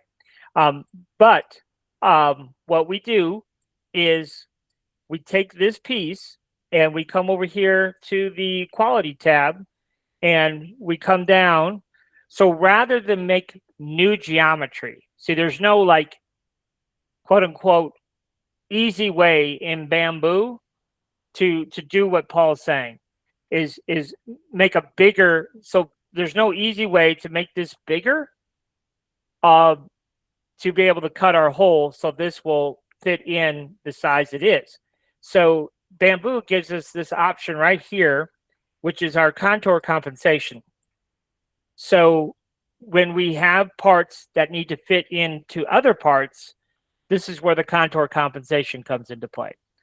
Have you ever downloaded a model and either the part is too loose or is too tight, right? You can't get it to fit? Well, that's basically what we're talking about here.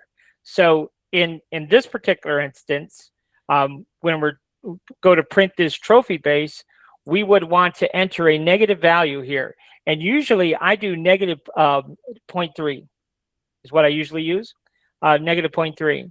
And so what will happen is this will be made ever so slightly smaller. But keep in mind, whatever value we're using in that compensation field, it's doubled. Okay, so it's negative 0.3 on the front, but it's also negative 0.3 on the back, on the left, on the right. So it's really negative 0.6 in this case. But that actually affects geometry? Yes. That is cool. I did not know it could do that. So basically what you could do is when you bring it in here, if you brought two shapes in here and you make your plug in here, you can make a plug, a copy of the plug, shrink the plug a little bit before you fuse it to the object. Yes, you can do that also. In fact, when you that's cool. Yeah, when you come down, do that. Yeah, when you hover, when you click on, those links, you can click on those links. And see here, it takes you to the Bamboo website, and it gives you all those details. So in this case, he's showing you that screw doesn't quite fit, and so that's where you would use that other option. So back here, there's two options here. There's the contour compensation, which we're talking about the outside geometry, but here we're talking about the hole compensation. So in that example that he was showing you, he couldn't fit the screw into the hole, but if you add to this, so if we do a positive value, it would make the hole that much bigger or that much smaller if there's too much play. So you can really fine tune with just those two settings here. That's a big big tip for people, because I know I deal with a lot of people that they get the files straight off of Maker World and they like assemble them together, and not everything on that you find is great. You know what I mean? Yeah. But what a lot of people wind up doing is they just take it and they shrink it down, and if you shrink it down in mass, that's not the same thing because it won't fit. What you're doing is exactly right. It's basically doing an offset around all the surface edges and bringing it in or out. Yeah. Oh, I'm so glad you showed me that. I had no idea that was there. Yeah, and the other thing too is, and a lot of people don't realize this. A lot of people got upset with me. I had and those of you who've been around a while, you know this. So I have a design on my website where it's a flat bill gift box, and the lid has to fit the box. I wanted that lid to fit a very specific way. I wanted it tight enough where it would go on the box, but I wanted it tight enough where if you tip the box over, the lid just wouldn't fall off. So there's a fine tolerance there. Well, when I set the files up, I set them up based on my printer, based on the filament that I'm using, right? And we had a big argument, and it really is true. The whatever your extrusion settings are, whatever filament you're using, there's even the type of filament from PETG versus PLA. I mean, there are a lot of variables to make those parts fit just exactly precise. Yeah, you always hear the talking heads talk about really fine-tuning your machine, and they never explain that that's what you're doing. But you're absolutely right. Anything from the filament to your own settings to actually your personal humidity in your, like I'm in Florida, everything here is like 85, RH in the house. Yeah. Everything is hydroscopic. All the PLA is swollen. So when it starts going through, my stuff's not going to work the same on my machine as it might on yours. Yeah. And so people were really upset because they weren't able to just download the file and hit print. But about half the people were able to just grab the file and hit print, but then the other half the people weren't. And that's because that particular file had very, very tight tolerances for a reason. And so they didn't, they either didn't want to fiddle with, adjusting these values. But, it's not hard once you know your printer, but it is very frustrating when you don't know your printer and you've spent 12 hours printing something and then the damn lid doesn't fit the box. Exactly. I would be upset too. Yeah, well, But that's just it. A lot of people don't look at their settings because not all of us know about the settings. That's one of yeah, the greatest things about this is you could just start printing stuff, and you might make it 50 prints in before you realize some of these settings that you have to look at. yeah. So Oh, well, anyhow, thank you. That was good. yeah. We've covered that quite a bit in previous classes, but I know you haven't had a lot of previous classes. But yeah, I'm glad you brought it up because for those, there are several new people here tonight that maybe don't know about that particular value. But it's really nice that you're able to click on all these links are clickable. So if you don't know what something does, you can just click on it, and really, Bamboo's done an incredible job on documenting what all these things do. Gives you different examples and things like that.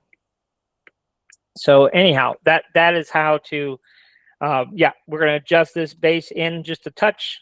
So we'll use a negative contour compensation, and then that for sure will fit into the other piece that we made. So, yep. So let's go ahead and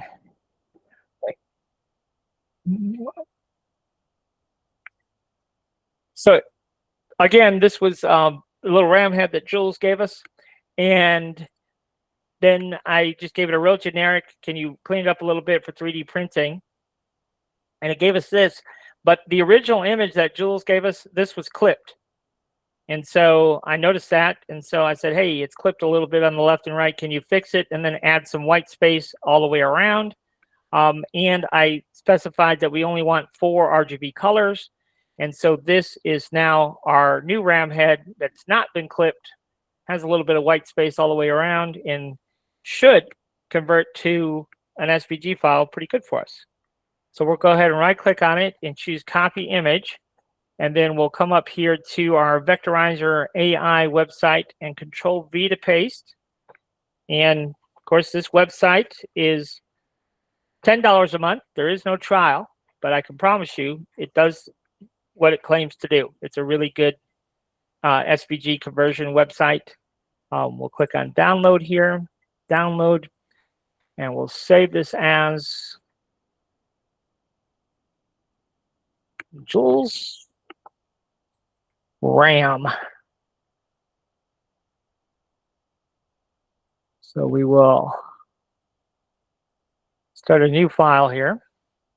Now, generally speaking, when we're using the toolkit, we prefer to only have one instance of Inkscape going.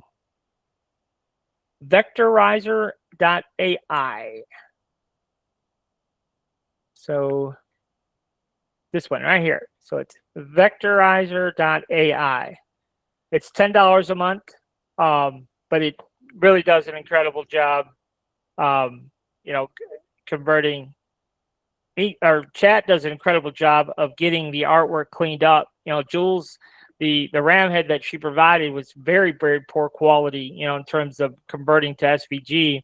But chat, you know, straightens all that out for us, gives us a nice clean image to work with that we can go into Vectorizer AI and make it happen here.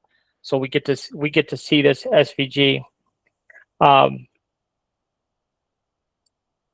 You were having troubles with the vectorizing part? No, just getting the lines correct. I got you. So let's go ahead and open up her RAM here. So this is the file, and if we zoom in and look at this, so you see how nice and clean, you know, the graphic is here. You can see that.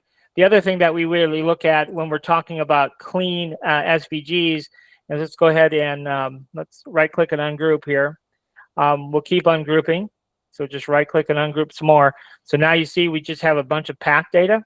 But if we click on one of these paths, like this blue one here, what we're looking for is, see how we just have, you know, very minimal nodes overall. I mean, yeah, there's a little cluster there, but it's nothing like crazy, right? Sometimes when we import SVGs, you know, they'll have 1,000 nodes, you know, in one little area. So, you know, but that software, Vectorizer AI, does a really good job of doing that for us. Now, there's a process that we use every time that we're going through artwork, and that is to start with is we just start turning off objects that we know we're going to use. So like that one, we know we're going to use that. We know we're going to use that. And so we should just go through, and you could just go through and shift click multiple pieces and just turn everything off. So that's what I usually do. I'll just go through and just start shift clicking and turning off the visibility. This particular model, there's not a whole lot of pieces to it. So now, one thing that we can't see here exactly, there's a big square here. So we're going to go ahead and I think we're going to go ahead and delete that. Now, what is left here? There's a bunch of stuff left. Okay, and that you can see here, it's really light, a really light gray. So let's just give it a little bit darker gray here so we can maybe see it a little bit better. And we'll just go ahead and shift click all these.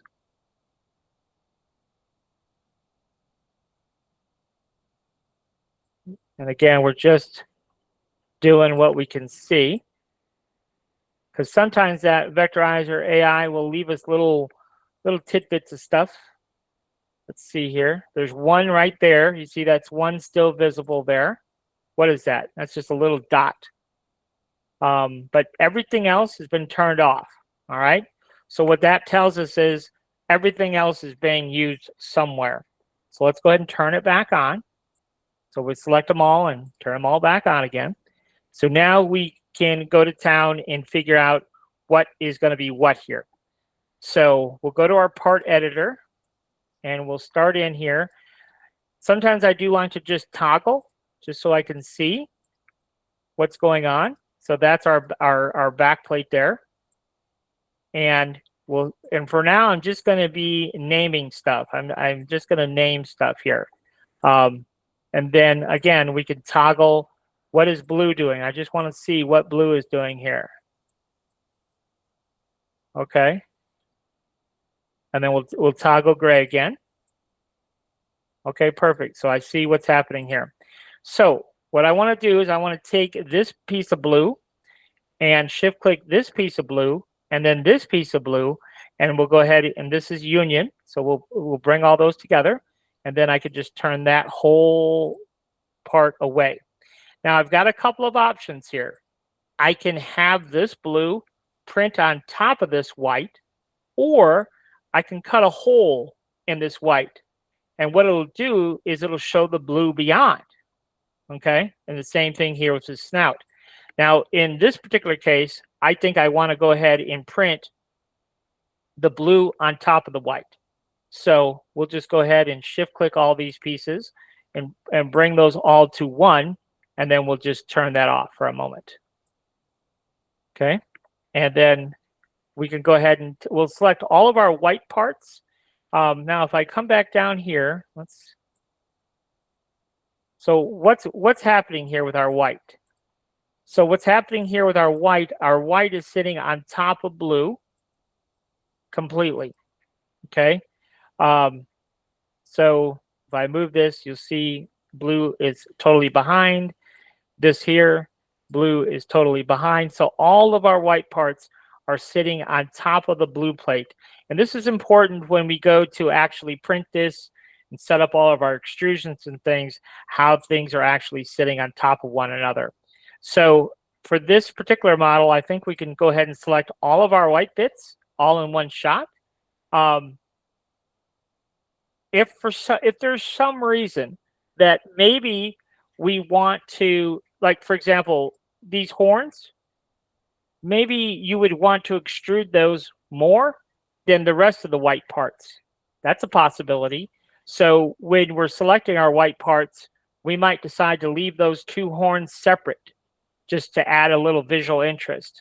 And so maybe we'll go ahead and do that. So let's go ahead and take these two.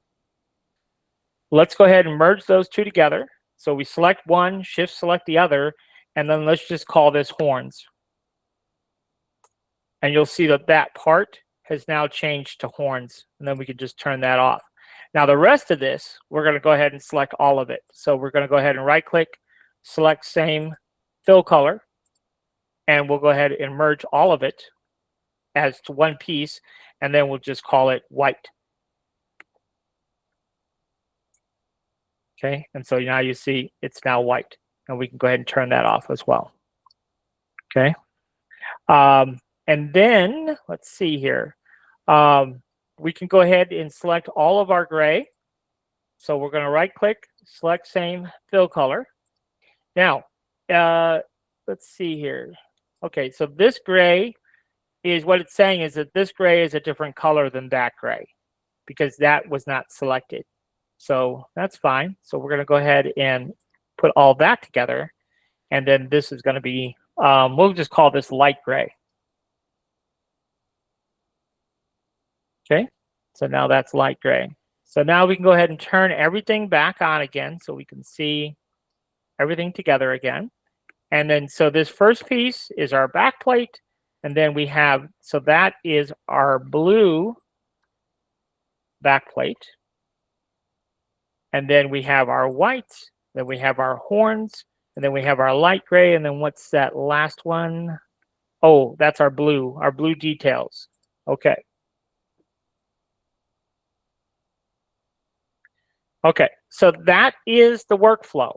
All right, so we've gone into chat, we've cleaned up our image, we've taken that cleaned image in chat, we've gone to Vectorizer AI, we've converted it to an SVG, we brought the SVG in here, little fiddle, little faddle, we combined all of our bits and bobs, and now we've named everything, okay? That's the same step every time. When we do Audrey's design, we're going to do the exact same thing. There's going to be a lot more pieces, but essentially it's the exact same process, that exact same workflow every time. So now we're going to go ahead and save this. So Jules can take this SVG and make her DTF prints. She can take it to her laser and cut stuff out with her laser, whatever. You know, now that you have a proper SVG, you know, you could do all kinds of things with it. And that's why I really don't recommend, you know, you hear all these people say, just take it into Maker World and do image to keychain. That'll do it. Yes, that'll do it. But you know what it won't do? It won't separate the horns from the rest of the design. So if we want the horns to be a different extrusion value, it's real easy for us to specify it here in Inkscape, but the image to keychain can't make those differentiations for us. So it's just a totally different process. Plus, we don't have an SVG, and you know we can do all kinds of things with this SVG. We could print this out in vinyl and put it on the front of a drum. You know, I mean, there's just all kinds of different things we could do with it. So we need that SVG artwork. You know, at the end of the day, we should have a nice SVG. So now what we have to do is we have to put our thinking caps on a little bit and work through setting this design up for print. So I'm going to start out with setting this to 150 millimeters because I want to demonstrate something to you here in a second. So we're going to do 150 millimeters. That's what I usually use for my hype chains. Okay, so that's what we're going to do. We're going to make a hype chain medallion is what we're going to do. So now Jules is going to use it for something else, but she's going to have this SVG and she'll be able to make these adjustments in a second come Friday because she's also going to have this. So so if she wants different thicknesses and different sizes and all that, this is why I want to go through this. So when you get the software, you know how to do it. So we're going to start with our back plate. Our back plate for hype chains is 8 millimeters. We don't have to specify a Z height on the first part that sits on the build plate. If there's no Z height specified, it will automatically sit on the build plate. But we'll go ahead and do it just for fun. And we'll just hit enter after we hit our Z height of 4. And now the blue back plate, we're going to extrude that 2. And it's going to sit at 8. Okay. And then our so we've got blue. We've got the blue taken care of, and then now we have our white horns. Okay, so we're going to extrude those 3 just because we can. Now, what is the Z height here? Well, the white horns are sitting on top of blue. Okay, so all you have to do is the math. So the back plate's 8, the blue back plate is 2, the horns is 3. Half of 3 is 1.5. So for the Z height, then it's 8 plus 2 plus half. So it's 10 plus half is 1.5. So that's 11.5. Okay. And that's because we did a 3 millimeter extrusion on the horns. Now the rest of the white, we're going to do different. We're going to do 2 millimeter extrusion, but instead of sitting on top of blue, we're going to embed it into blue by 1 millimeter. This is the part that's kind of sort of hard to understand, but white is 2 millimeter extrusion. The back plate is 8. The blue is 2. 8 and 2 is 10. So the Z height here is 10. 10 to the center of white. So what this is going to mean is this white is going to sit proud of blue only 1 millimeter, because that's what I want. So this is just something, you know, that you gradually will have to understand, and you will. Like it, if I can figure it out, I know you can. So then we have our light gray. Now, what do we want to do with our light gray here? Well, we want to do something slightly different with our light gray, because I want it to just stick out a little bit taller than white does. Why? There's no particular reason. I'm just trying to be difficult. So, so what I'm going to do here is I'm going to set the extrusion. The white we extruded 2. I'm going to set the gray extrusion to 3, only because I don't want to use partial values. I don't want to do 2.5. You know, the math is a little bit trickier when we're doing that. But on the white, we did 10. So in theory, if we go with 10.5, we'll see what that yields us when we actually go to create the 3D model. I'm not really that concerned about Z heights here. I want to get it close, but the fine tuning will happen in Bamboo, where we can visually see things a little bit better. Now, the blue details, that's our last piece of the puzzle here. We know that the extrusion is going to be 2, but what is the Z height going to be? Well, in order to calculate the Z height, we have to know where white is. So where is white? So let's calculate white, and we'll have a better understanding of what white is.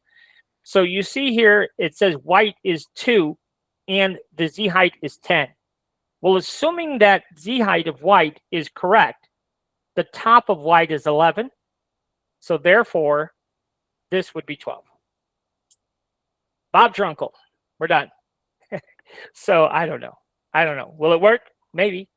Maybe it'll work. So we saved it. So we are saved it on the desktop here. So then we could go ahead and we'll generate our 3D model. And so there, our model's created. So let's go into Bamboo and see how we did. So we'll come in here, and we'll open up our ram head on our desktop here. So there's our ram head model.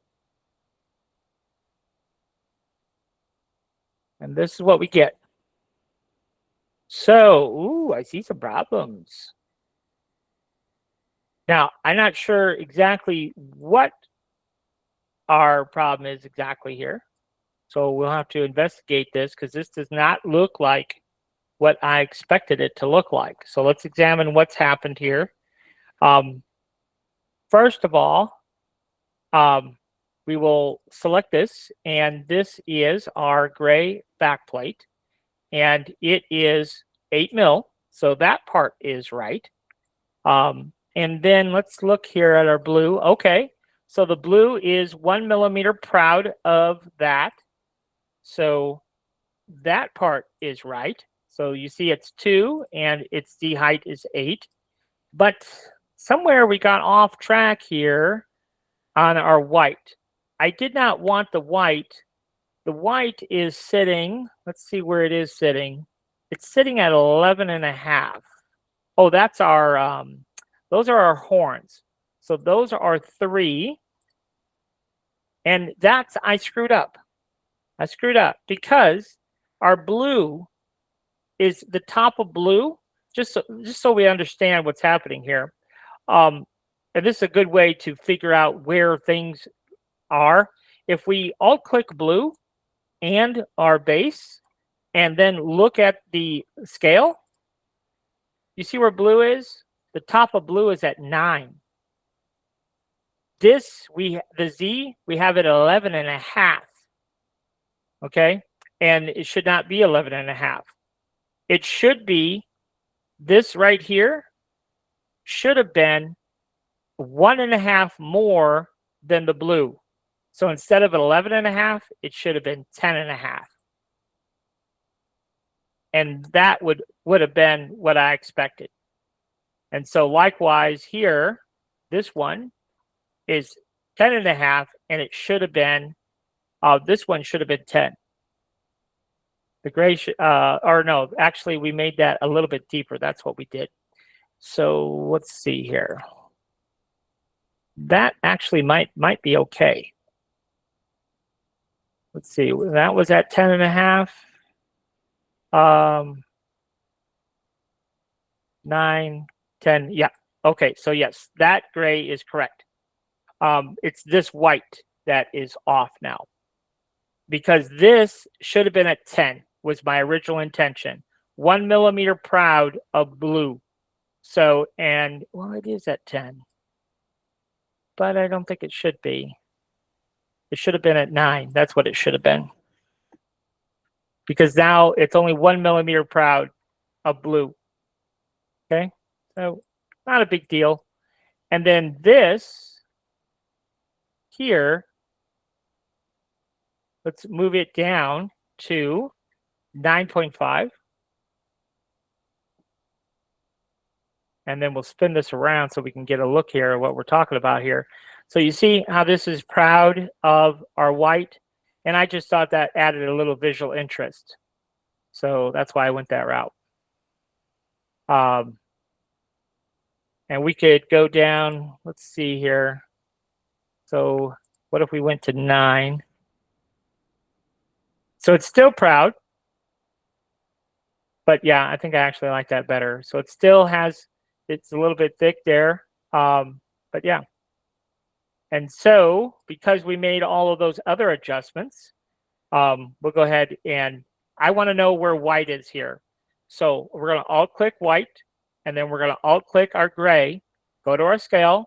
The top of white is 10.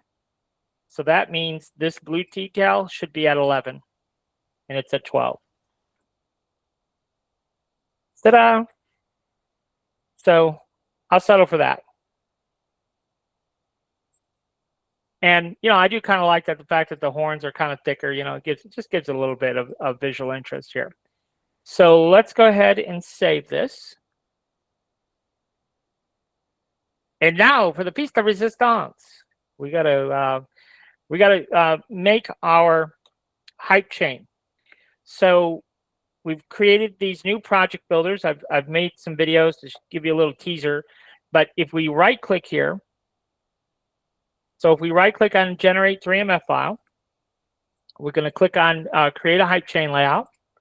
And we could specify, you know, if we don't want to do a Cuban or a standard, you can pick and choose, you know, what we actually create. But I'm going to create our normal standard setup where I do a Cuban hype chain, regular hype chain, and I do a keychain always.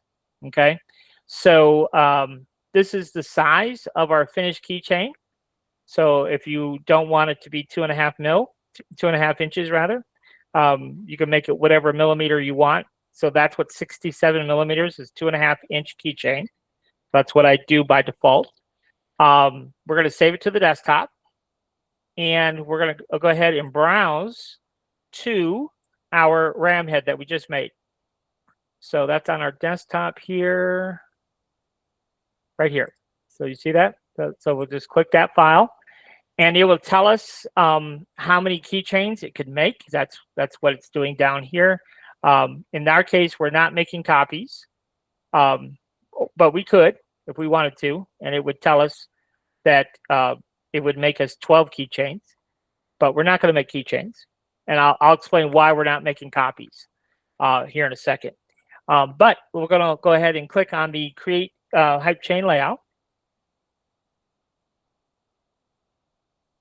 And so there it goes. And you see it did go ahead and make it for us. So that's good. So then we can come in here and let's open up that Hype Chain Layout, and we'll do a little finesse in here. So there it is. So it always takes our file name, which is RAM head, and then it just adds Hype Chain to it. So we'll open that up. And there is our layout, okay? So now we do have a little bit of work for us to do. Our RAM head here, we're gonna go ahead and select this first assembly, and we're gonna come all the way down on the Objects tab. We're gonna come all the way down to where it begins with backplate. This will be, every single file will be the exact same way. So you come down to backplate, come all the way down, shift click our last object here, and then we'll go to the move tool and we just slide it up. So now our RAM head pendant is connected to that little attachment piece for the Cuban.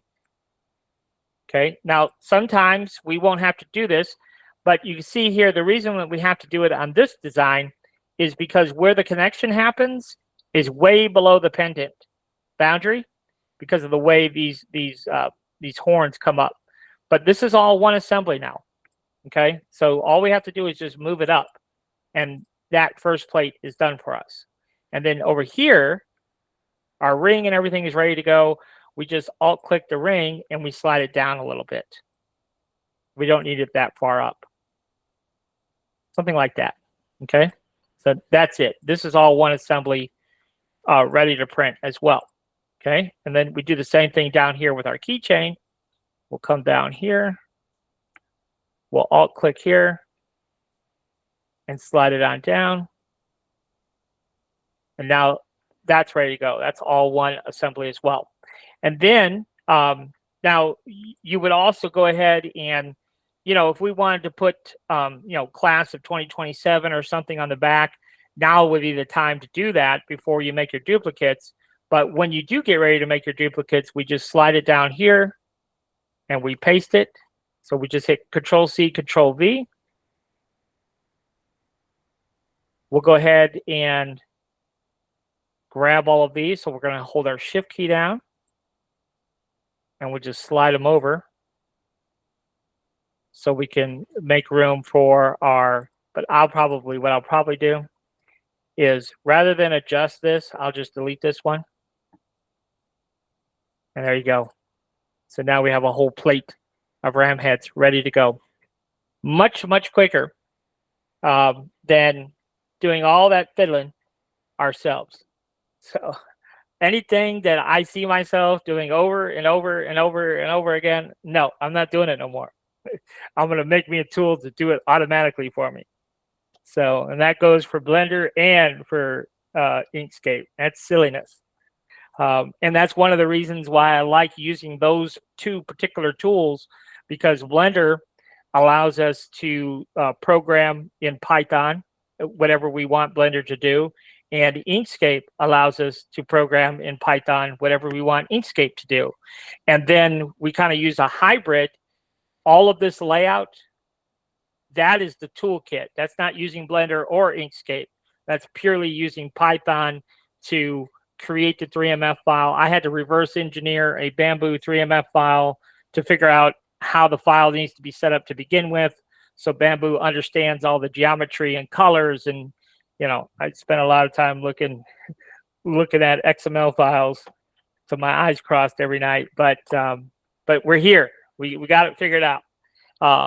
So now the fun part is automating everything. And there's lots more to automate, making straw toppers and can openers and, all kinds of things all that stuff can be automated now with just a click of a button. I just have to make it all work. So, but it's coming. There's a lot more coming because now I've kind of cracked the code of how to make the Bamboo files that Bamboo will understand and all of that. And eventually I will, for those people who are still using Silhouette Studio to make their SVG files, or for those who are using Adobe Illustrator to make their SVG files, I'll have like a separate tool that will automatically convert those SVGs. Because the way Silhouette creates their SVG, the way Adobe Illustrator creates their SVG is slightly different than how Inkscape creates its SVG. So, but in the meantime, Silhouette Studio users can take the SVG that they created in Silhouette Studio, bring it into Inkscape, use the tool in Inkscape to set all of our layer configurations like I just showed you, and that will work in the meantime. So if you just can't get away from Silhouette Studio, even though you should, I was just using Inkscape. I promise you, you get over the little bit of learning curve, and you'll probably love Inkscape a lot more. No, Audrey, no. You must use Inkscape. Delete Silhouette from your computer right now. Because really, you're in all fairness though, your knowledge of Silhouette Studio, if we just apply it to Inkscape, like I really think, like if you understand how to do it in Silhouette Studio, learning the Inkscape way is not very complicated, especially now. And that's one of the things that's nice about this toolkit. Like if you know how to use, like in Silhouette Studio, we know how to use Union, and we know how to cut holes, right? And we know how to combine and break apart. That's what these tools do. This tool raises the part to the top, lowers the part to the bottom, just like we would in Silhouette Studio. When you right click on a part, it says lower, lower to bottom, raise the top. That's what this button does. This button here will raise a piece one position at a time. So it'll either raise it, if we left click, it raises it. If we right click, it lowers it. And then this one here allows us to take two parts and put one part directly next to another part. So for example, if I'm here, and this is a really useful tool. For example, if I wanted this white, if I wanted it behind this gray, for some reason, let's just say I did, right? I could select the white and select the gray, and if I right click, watch what happens. I had white and blue selected, but basically all it's going to do is take the white shape and put it below the blue. But when we're doing designing, that could be very useful to put a certain piece in a certain spot, either above or below another piece, and that tool allows us to do that. But here's the shocking thing that I think people haven't quite grasped yet. You see these tools right here? Count them. How many are there? 9. There's 9 functions there. And up here, we have our alignment tools. Okay? And then over here, where we can specify offsets and corners. But here's the thing. These tools right here, that's 90% of our work is just using those functions only. That's why I got rid of all this Inkscape nonsense. You got all these buttons that you don't even use. These are the tools we use right here. But literally, that's pretty much it. That's pretty much it. So if you learn how to use this, and Audrey, now that you have this, the more videos you see, the more demonstrations you'll see. This only works in Inkscape, so to kind of almost force you to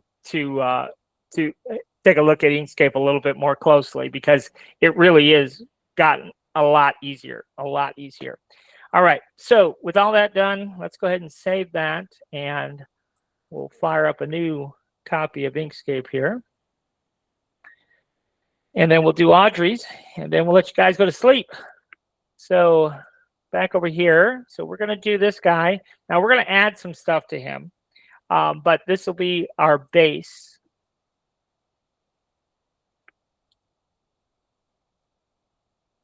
So let's see here.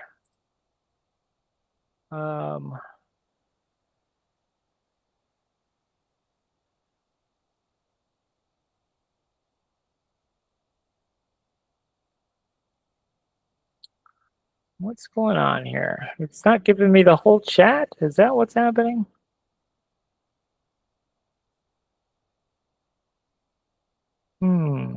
Let me look. Let me look real quick here. What's going on here?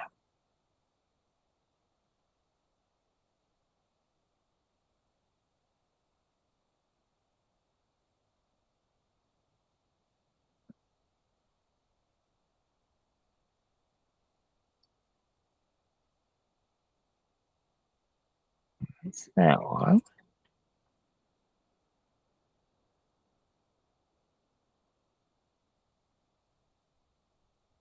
Okay, I don't know what happened there, but I found it.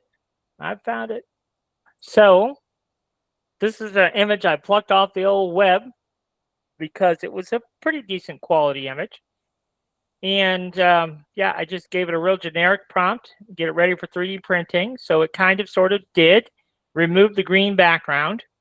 Now this real fine line right there, I didn't think that would print very well. Everything else I think will print just fine, but I was concerned about that. So Chat and I went to battle over this.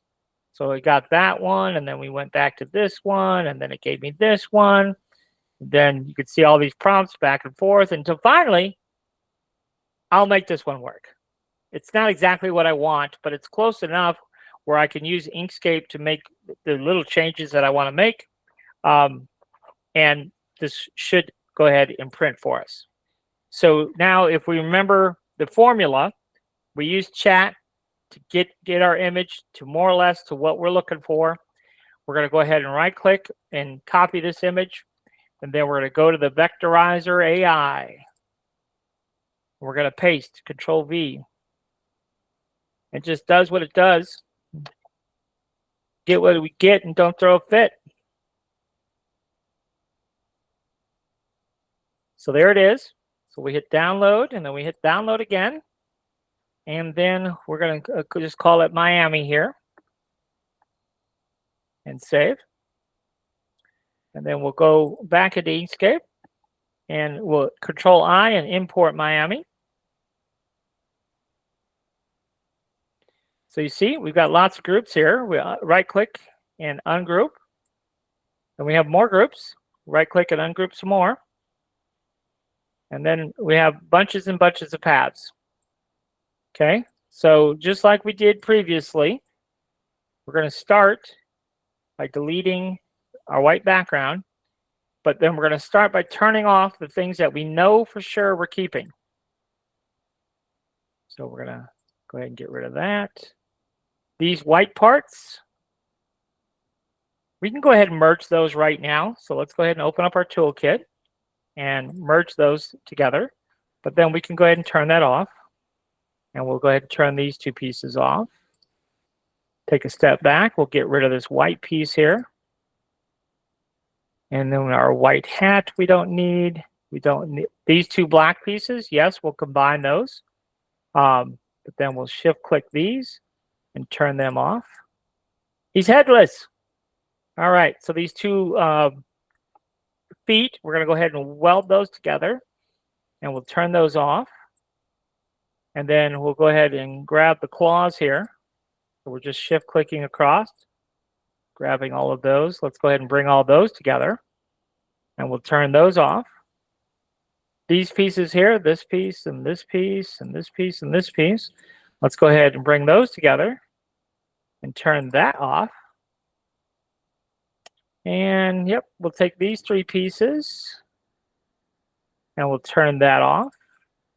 We're gonna leave our jersey for a minute here. Let's look at the jersey. Okay. That's a bummer. That's not exactly what I want to have happen.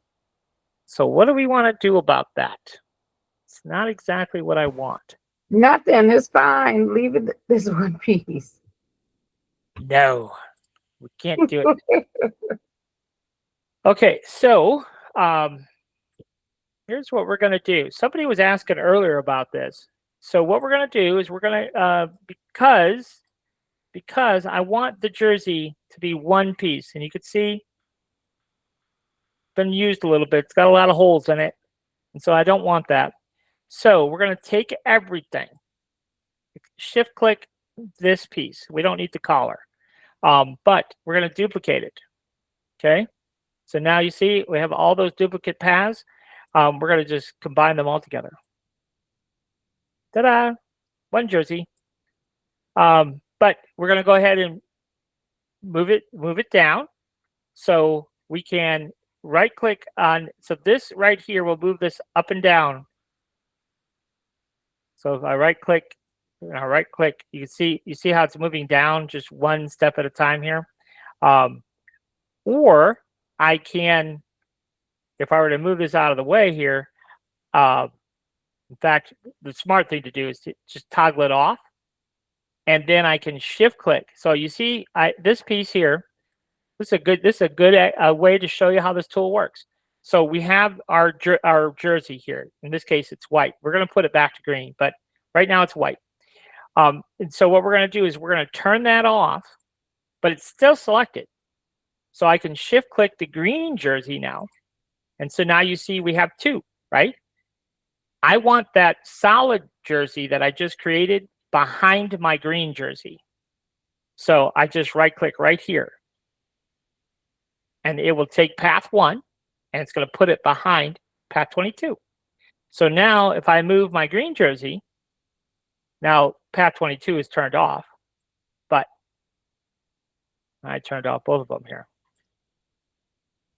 There we go. So now if I move my green jersey, we'll see my white jersey beyond.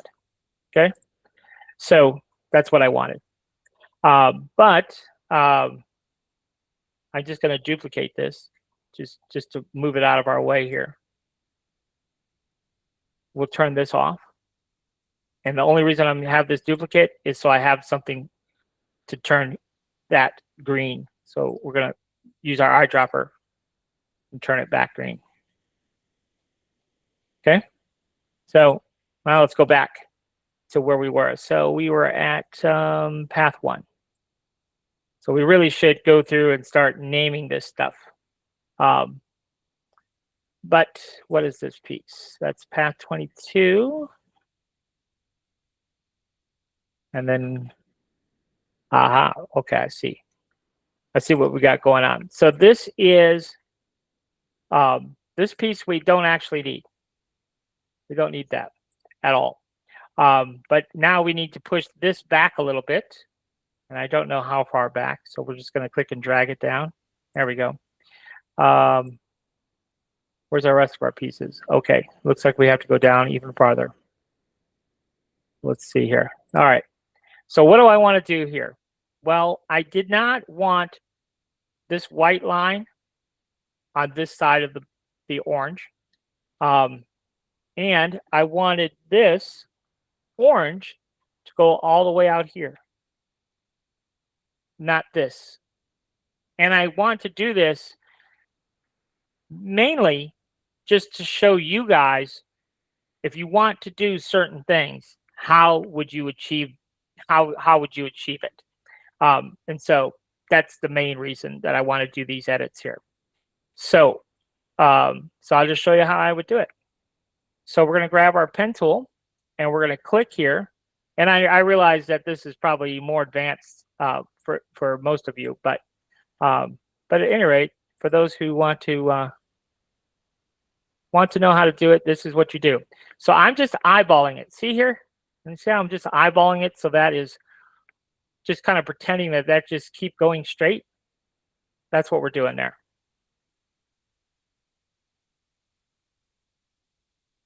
So we'll come in here. Audrey says, very complicated, but intriguing indeed. So you see, we just created this shape. And so this shape is covering up that white area that I wanted to get rid of. So now I can shift click the white and say goodbye to my little friend. See, it's gone now. Okay. And so that's all I wanted to do. Now this, yeah, this needs a little finessing. So we'll come in here and we'll delete a couple of nodes. And here's the thing. Here's what I think is when we're doing all this work, to me, all these little fine-tune edits is what can make or break an image, or make or break a product. So we're putting in a little bit more effort here, but in the end, I think we're going to have a better product to show for it. So to me, it's worth doing. So now what we're going to do is we're going to, so we fixed that one area. You see that? And now we got to fix the other one. So what are we going to do here? So we're just going to just double click on our orange shape here, and we could just take these, this node right here, and we're just going to drag it out like it's just a continuation here. Okay. And we're going to do the same thing down here. We're just going to drag it out like it's a continuation, and then we're going to delete this node. And then we can use our control handles here. That's what they're there for. See how we can move things around, okay?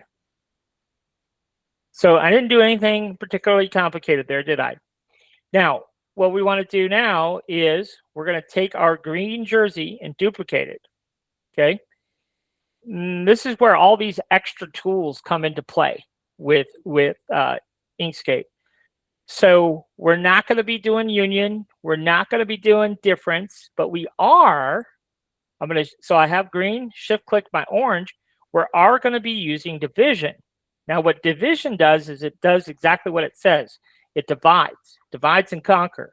So when we hit division, watch what happens. Our cutter goes away. But where it overlapped, boop, it divided it right there at the overlap. See? So now all of this orange is, you see that, what's sitting below that? So now we just trim that away. So we select our white and trim that away. Now, I forgot to duplicate my orange before I did that, so I'm going to back up. So anytime we're doing a cutting operation or division operation, we have to duplicate it first because we lose our cutter. But see that? And then this white line is, we have our jersey totally below. And same thing here. All of this, we have our jersey, we have our jersey, we have our jersey. I want my jersey. All right. So now we got to do the same thing over here, the exact same way. Here, we've already done. We're already there. Don't have to do nothing there. So we just have to cut this part out. So how do we do it? Grab our pen tool, which is the B key on our keyboard. Click anywhere. Click right here. Click right here. Come in here. Click, click, click. Come in here. Click, click, click, click, click, all the way back to where we began. Okay. Now, what it's going to cut is the white. So we're going to shift click and we're going to trim.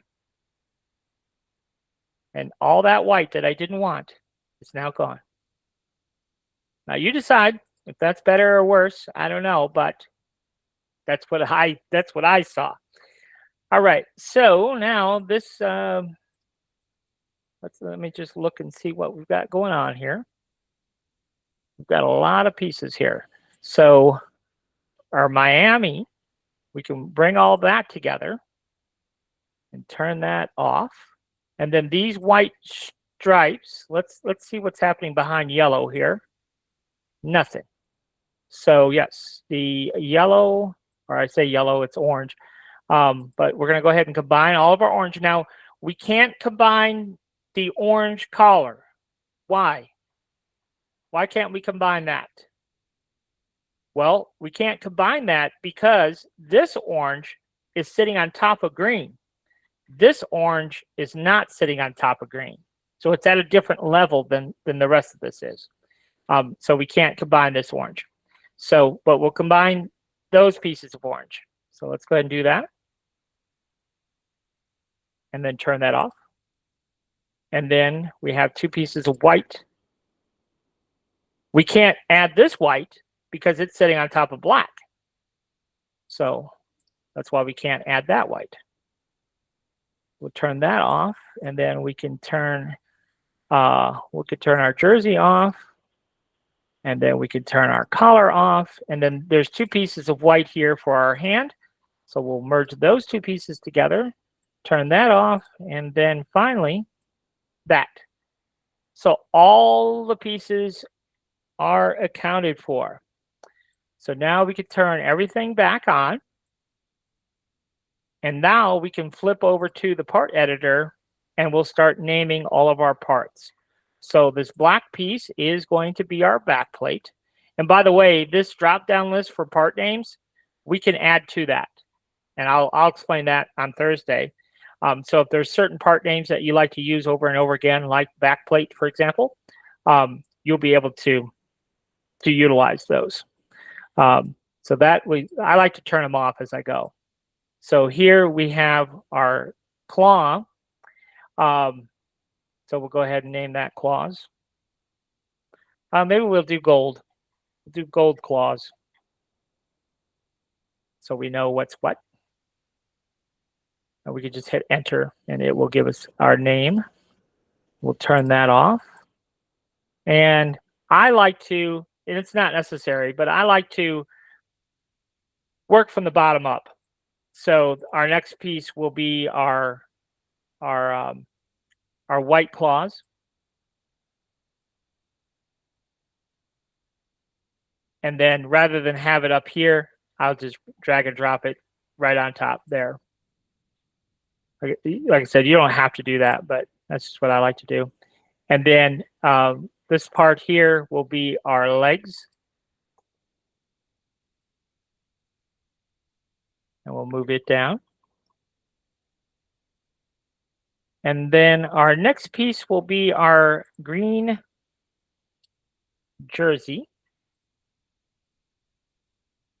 Then we can go ahead and move it down, turn it off. And then let's see, what do we want to do? How about we'll do our left hand.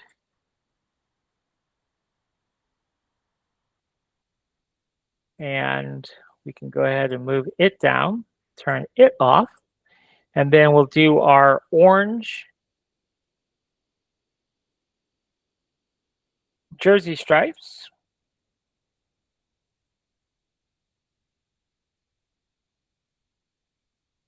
So Audrey, do you have a 2 AMSs for this design? Is it? I actually have yes, I do 8 colors. Oh, beautiful. So you're in business. My boys are rotten.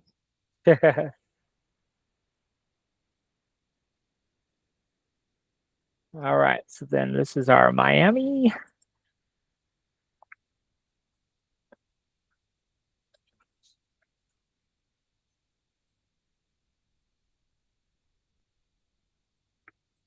And then this is our orange collar.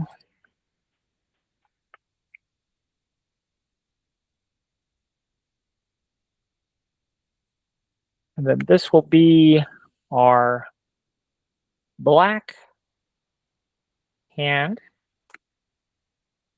Doesn't really matter what we call these pieces, but when we get to bamboo, it'll help us differentiate a little bit. This will be our right hand.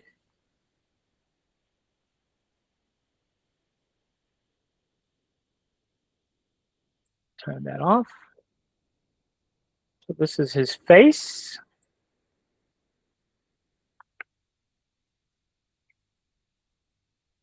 And his beak.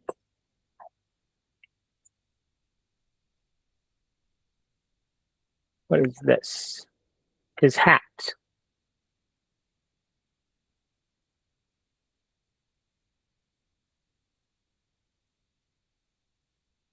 And so this is left logo.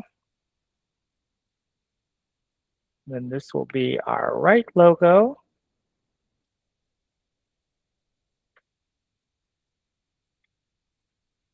And then this will be our black hat details.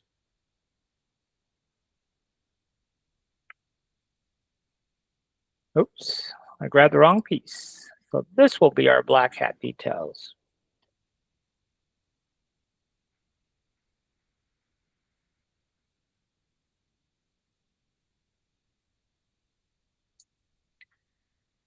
So, and then this piece will be our right logo. All right, so what have we got left here? We've got these two pieces will combine into one. These are beak black details. And then this will be our teeth. All right, so do we have everything? We got it, everything. Boy, I know one thing. I'm glad I'm not going into Tinkercad right now. Look at all them SVGs we'd have to be generating. Whoo! Be here all night doing that. Okay, so now, you remember the earlier workflow with the RAM. We've got all of our pieces and parts named. That's half the battle. Now we have to battle all of our Z heights and whatnot. This particular model is not as complicated as it might appear. Yes, there's lots of pieces, but lots of these pieces are going to use the same extrusions and the same Z heights. So when we do it this way, the way we just did it, we've named everything. And so now we can go through and apply all of our extrusions and Z heights. So for our back plate here, we already know that should be 8. And the Z height should be half of that, 4. Okay, so 8 and 4. Now, our claws, shift click. So we've got our gold claws, our white claws, shift click, our legs. What else? Our jersey, our collar, these white hand over here. What else? We can even go crazy. His face, his beak, his hat. What else? All of it can be 2 and 8. And so what's going to happen here is our back plate is going to be 8 millimeters thick. But, so the back plate's going to be 8 millimeters thick. But all of these components that I just selected, they're going to only stick above the back plate by 1 millimeter. They're actually 2 millimeters thick, but they're only sticking above the back plate 1. And that's what we want. So we'll go ahead and hit apply. And so all of those, you see, they're all 2 and 8, 2 and 8, 2 and 8. So we don't have to do it one by one by one. Okay. Now, if it's helpful for us, we could delete, or not delete, but we could turn all those off. Okay. And then we know what we have left to still define. I am going to turn on my green jersey though, because this will help us understand this a little bit better. So all of these components that are left here, I shouldn't say all of them. That's not true. But the orange stripes, the white stripe, and Miami, all of those are going to be extruded the same. And even this black piece for our hand, that's also going to be extruded the same. Why are all those pieces going to be extruded the same? Well, because they're all sitting directly on top of green. Okay? So that's why all of those are going to be extruded the same. So the extrusion's all going to be 2. But now we have the burden of the Z height. What is the Z height going to be? Well, it all relates to that green jersey. The green jersey is extruded 2, but it's sitting at 8. That means the top of that green jersey is really at 9.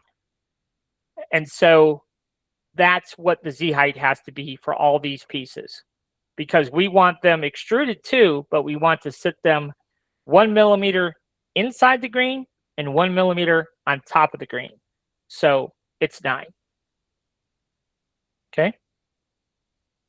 So now all of those are now 9. Now the right hand here, it would just be 1 more. So it's going to be extruded 2, but the Z height's 10. Okay, because it's sitting on top of black.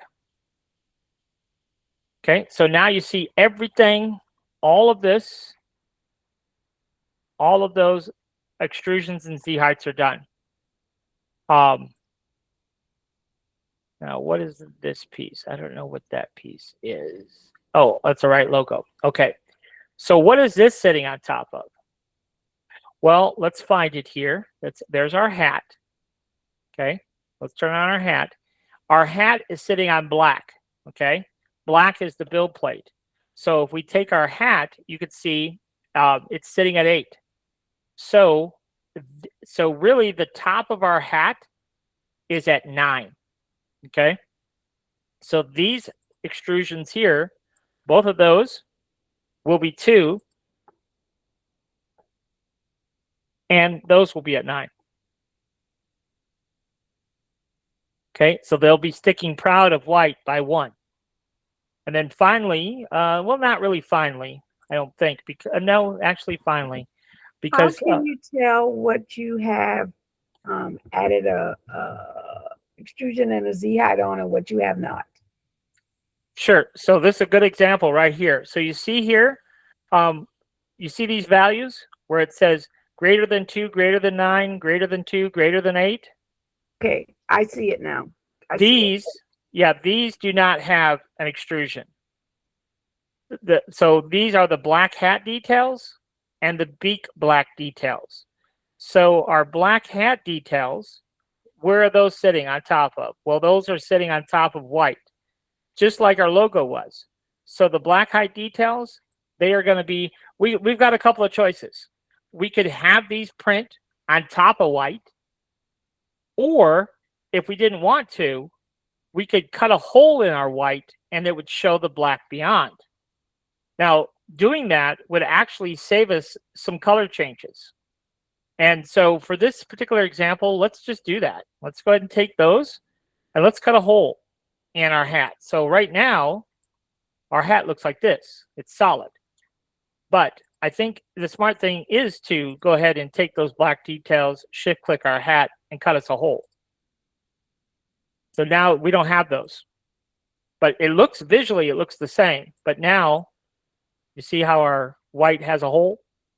So there you go. We got rid of one piece. Don't have to worry about that. But our teeth, let's go ahead and let's just go ahead and take everything now, and we can turn it on because we've done all of our work here. But our teeth is sitting on top of these black details, okay, which is sitting on top of our beak. So our beak, you could see it's extruded 2, but it's sitting at 8. So we have to add 1. So really the top of beak is at 9. So when we're talking about the black details, those would be 2 and 9. And then when we talk about our teeth, those would be at 2 and 10. 1 more.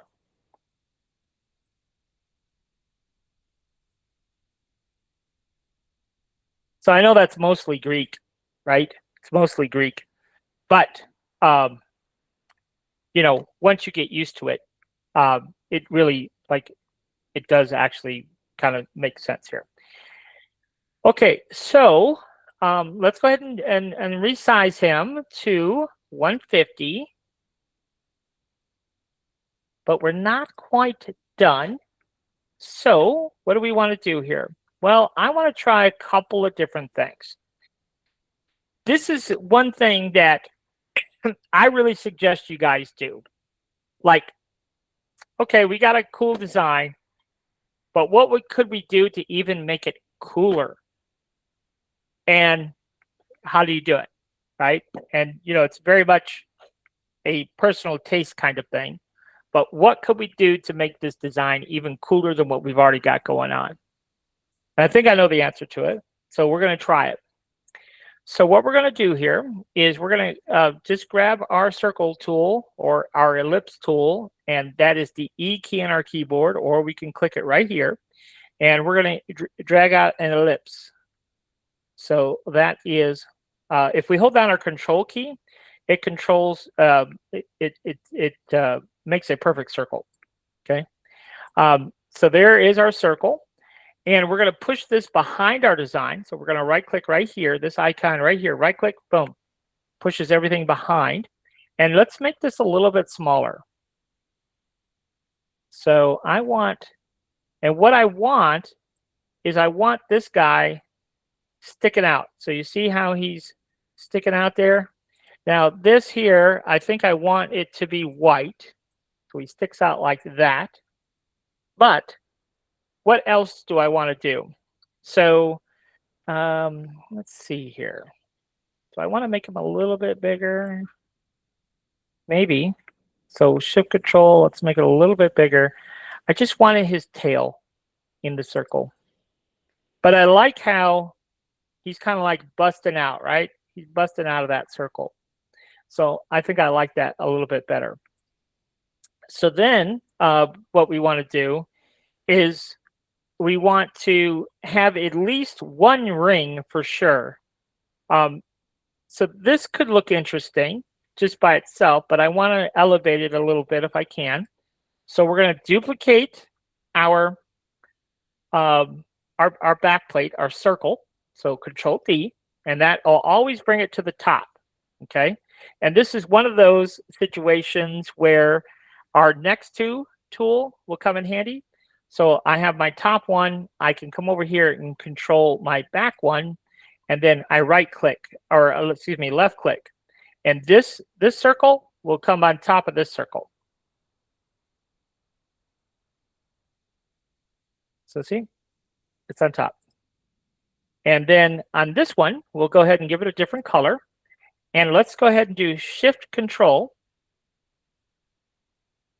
and just bring that in something like that. Okay, there's no real rhyme or reason to it. Just I like that. In fact, let's do this. Let's even go a step further. Why not? Let's back that back out. I want some of that showing. Okay, just like that. Let's duplicate it again. Let's give it a different color again. And let's Shift Control it again. And Shift Control, what it does is it resizes from the center. That's so you see how it's all keeping the alignment. And that's what I want right there. Okay. I think I'm going to be happy with that. Just like that. Okay. So now I can go ahead and I'm going to take this magenta piece and I'm going to shift click this red piece and cut us a hole. So now we have that. So do you see how much more like visually striking that is than just if we just did a plain white circle? Now we are going to do one extra step here, and that is where this border is touching the black here. I just want a small space there all the way around. So we're going to take this black piece here, and we're going to duplicate it. That's one of the things here when we're doing offsets. We have to duplicate. So we're going to duplicate it. Okay. And I know that this is our back plate. You can see here I duplicated the back plate. So I'm going to control click on my back plate again. And this time I'm going to right click on this. This is next to. So we're going to right click on this. And it's just going to take that piece and put it behind. And we're going to give it a different color. So now when I apply my offset to it, you'll see it peek out past this black here. So let's do it. Let's try 2 millimeters and just see what it looks like. So that's 2 millimeters. That's too much for what I want. So we'll try 1.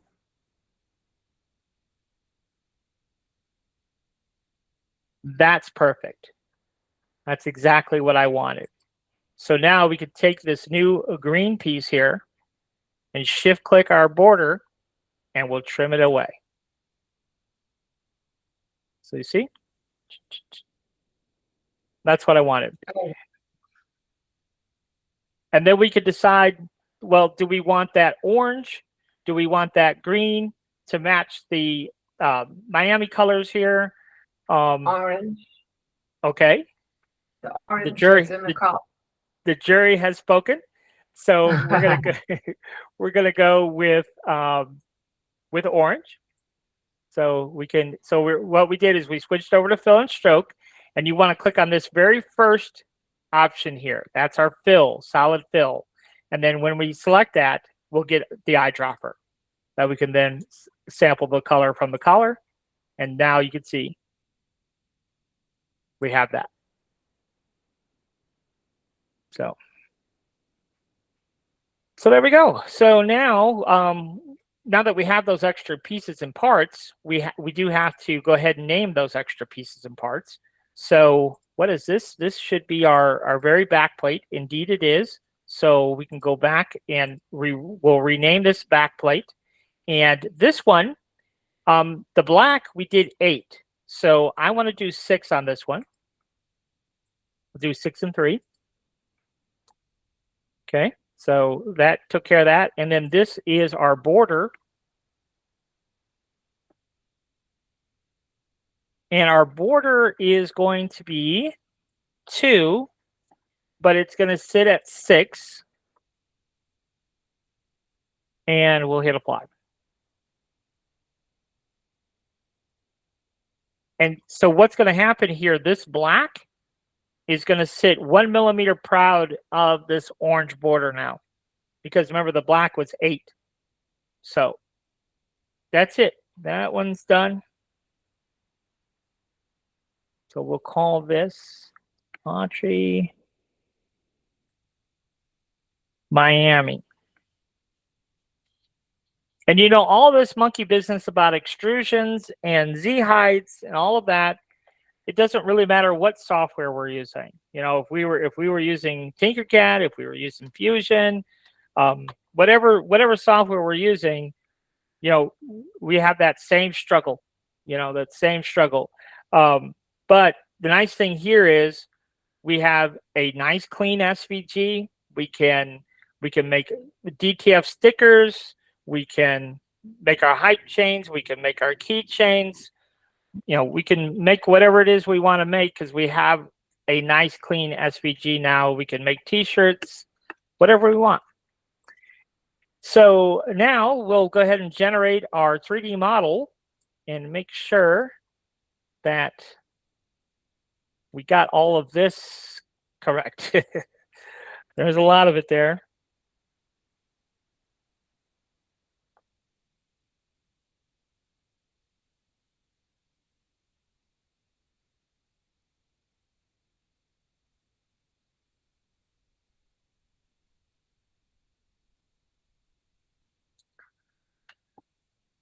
All right, so let's go into Bamboo here.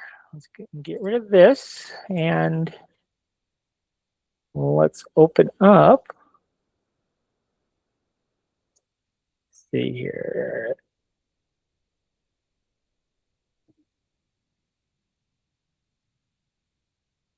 Nope. Where did I save that? I gotta go back in and look where I saved that. I did save that, but where?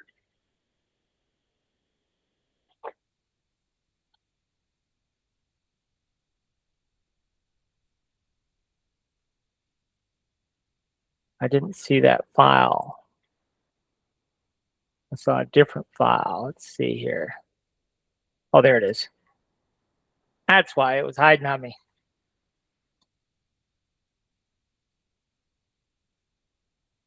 So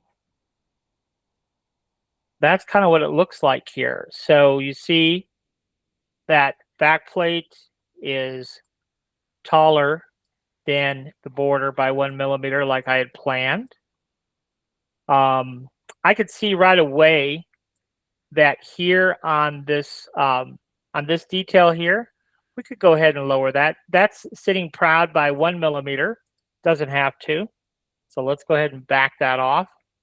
And then likewise here on the teeth, let's go ahead and back that down by 1. The same thing on our logo. I don't think it needs to be that high. So we'll back those off. So that's only sitting proud a 0.5 millimeter. Maybe even the same on our Miami text. Yep, that is separate, so we can do that.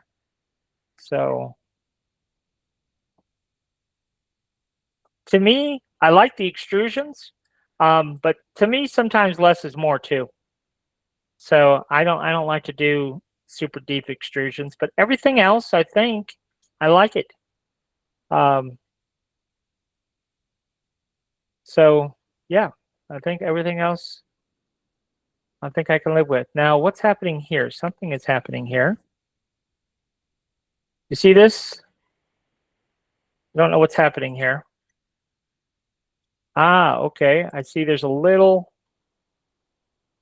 piece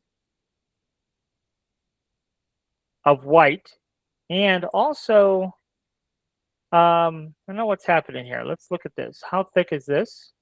It's only 2 millimeters thick. Oh, okay, I see why that's happening. Okay, that's fine. That little piece we can either get rid of, or maybe this is a time where we do something we don't normally like to do, but for this particular example here, maybe it's the thing to do. Called paint. Yes. Now you guys are not allowed to use paint unless you absolutely have to. Use your objects over here. But in this case, we'll go ahead and just touch that up a little bit. And it's so funny. I fight people about using paint. I see them using paint. I say, oh, why would you do that? Go to your objects and you could just paint whatever you need to paint. Now you see this little warning. Now, I don't know what that warning is. Let's find out. It's our green jersey. It doesn't like something about our green jersey. You see there's one manifold edge. So let's fix that. Okay. We're in the clear. So yeah, we could have gone in and fixed. What's happened here? It didn't paint that? Why not?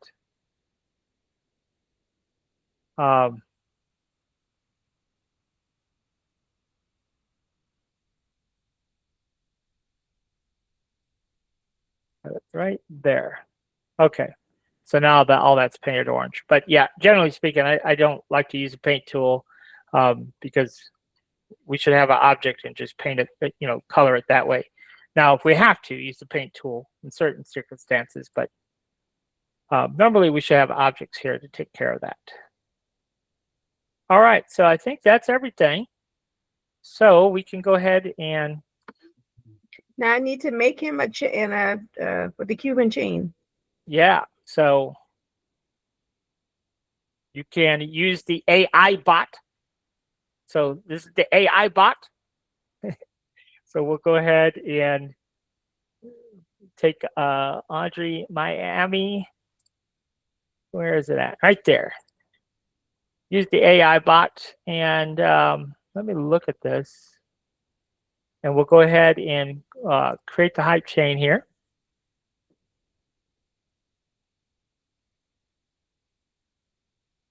And then we'll go ahead and open this up. So remember, it's Audrey Miami hype chain. That's always what we're looking for. Now, Kev, is it going to pull in the little white piece you painted, or is it going to pull in how it originally came in Bamboo? It's going to pull that in because I saved it. So I made those changes. So if you look here, I made those changes. And so when it pulls it in, it's going to pull it in from that 3MF file. But you can see on this one, because of the way the geometry is, we don't really have to modify it in any way. So you see here, this tag is positioned where it needs to be, and then down here on our keychain tag, now we can move it in a little bit. So we can sneak it down a little bit if we wanted to, but we wouldn't necessarily have to. And then down here, we just copy and paste.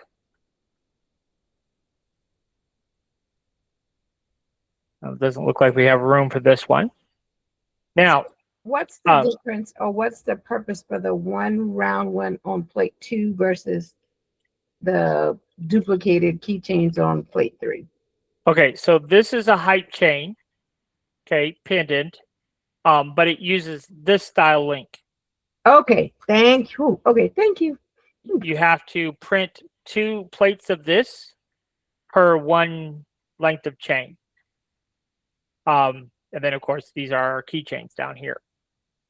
So that's the difference there.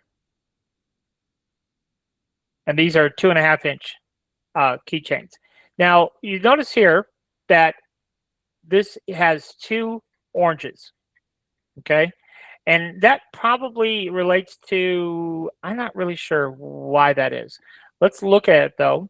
So I have a pretty good suspicion, but let's delete all of our copies. Let's make our change to this 1, and then we'll copy that, and we'll figure out exactly what's happening here. But I think it's all related back to the Cuban here. So on this Cuban, you could see it uses color number 2. Okay. So, and you could see here that even on this, you could see that there's 2 whites and there's 2 oranges. So what we need to do is eliminate that. I did this, and I may change it. I did this because I wanted the flexibility to make this Cuban chain any color I wanted. But I wanted it to default to some color independent. So that's, but anyhow, this is why it's duplicated. You'll see this more clearly when we go look at the pendant. So the Cuban chain is using 2. We could see that. And if we scroll down, the painting, now this is painted. All these white bits are painted, but they're painted slot number 1. So you see how this is 1. So when we come down to the pendant, anything that is currently 3, we need to change to 1. So you see that is 3. Control click that. Control click that. Control click this, this, and this. So anything that is 3, we just need to change it to 1. It's not a big deal, but it is an extra step. Okay, so that please. And so let me see here. Yep, even that one. Okay, so we'll set all those to 1. And now you see, we only have 1 white. And so now we kind of need to do the same thing with all of our orange pieces that are currently set to 4. We need to set those to 2. So we just come down here and control click. Control click. Are there any more? Control click. And then we're going to set that to 2. And watch our prime tower. As soon as we hit 2, boom. So see? So now we have just the colors that we need for our design. But we have that same issue over here where we have 2 different colors here. And I'm not sure why. I'm not sure why we have. That is a little strange. But anyhow, we'll select anything that's 4. We'll just set it to 2.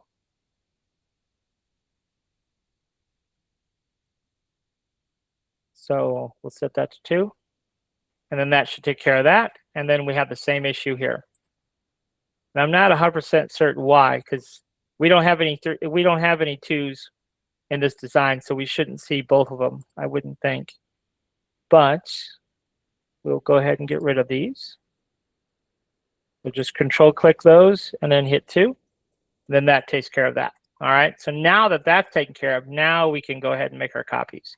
So I just hit Control C, Control V, and then we'll dump that one. And then we can right click and center these up. And that takes care of that. Now, we have an issue with this, and that is our prime tower. I don't think we do have room to move our pendant up, so we might be able to move it up enough to clear this, possibly. So let's try that. So let's go ahead and select this and come down to backplate. So we're just using our scroll wheel, come down to backplate, and then come all the way down. So, and shift click our teeth, and then go to our move tool, and then move it up as far as we can. We might make just enough room for our prime tower here. Well, that's as far as we're going to get right there. Okay. Now, we might have squeezed out enough room.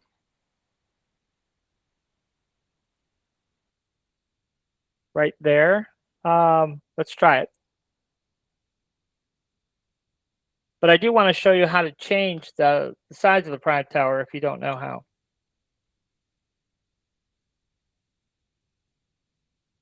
The only thing that's bad about this Cupid plate is it does take forever and a day to slice.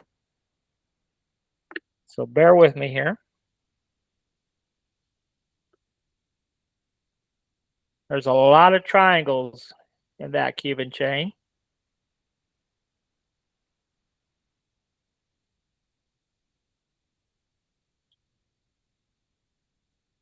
I'll show you, Audrey, as soon as it slices, I'll show you how to change that prime tower. I didn't know how to do it either until one day, I don't know, somebody here in one of our live classes, we kind of discovered it together. But sometimes, you know, we've got so much going on our plate that we don't have room for our prime tower, but we need our prime tower, but it's not, I looked and looked and looked for a video on how to adjust the prime tower. And I found all kinds of things about prime towers, but not how to actually resize the shape of the prime tower. So we're getting close. It's generating the G code now, so we're almost done.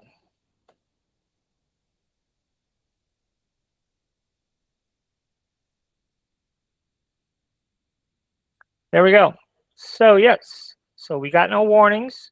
And if we look here, we've got no warnings, but really, I think we do have a conflict there. Just barely. You see that? Just barely. So there are a few things that we could do here. We do have, you see, it's just barely touching. And so we do have the room here. So if we go back to, once we've sliced it, it gives us this little preview with our little elephant ears, our mouse ears, I guess they're called. They're called mouse ears.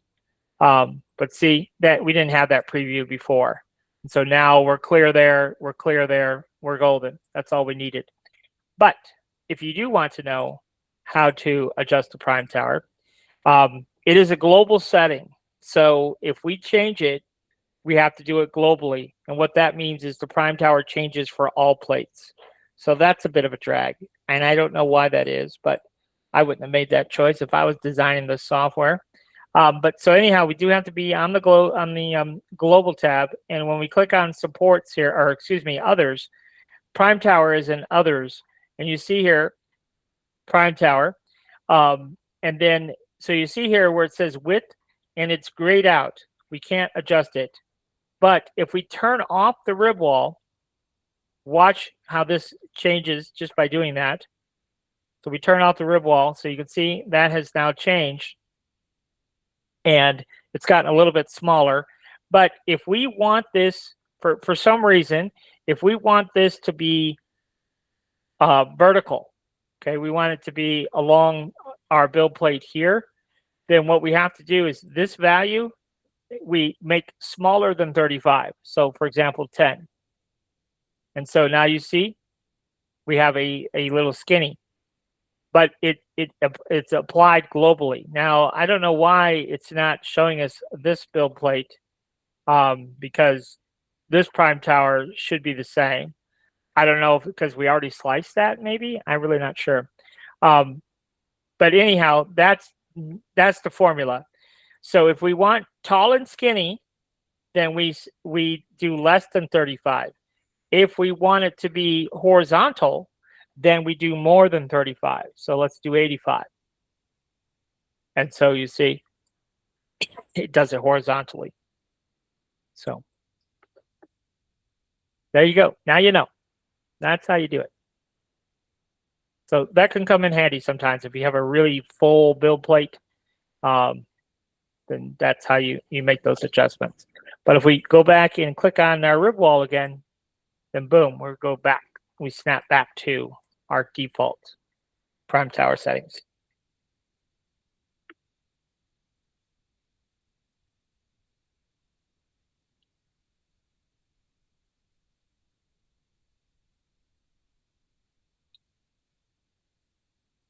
So there we go. And let's see here. I want to show you one other thing while we're here. Got me to thinking about this, but let me just show you something here. How do I want to do this? Well, let's see. I'm trying to think. We did this in class. But let me.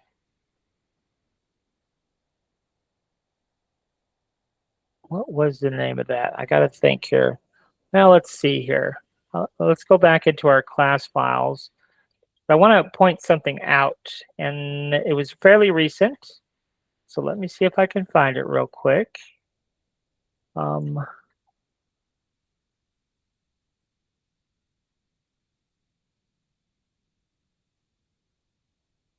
No, it was before that.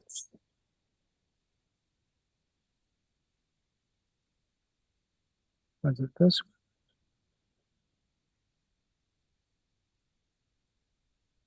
one? And where was it?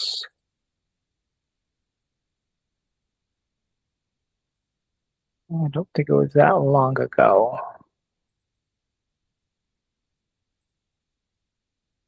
Well, we did a, let me think here for a second.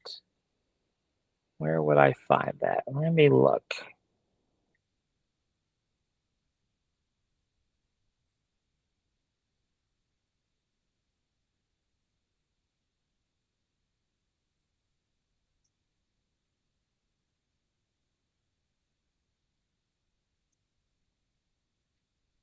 We did a hype chain just recently.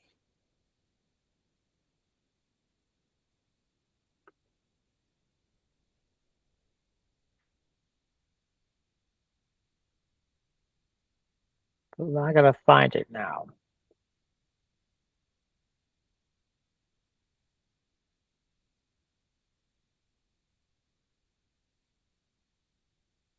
But I don't remember the customer's name or what the, I know what it looks like.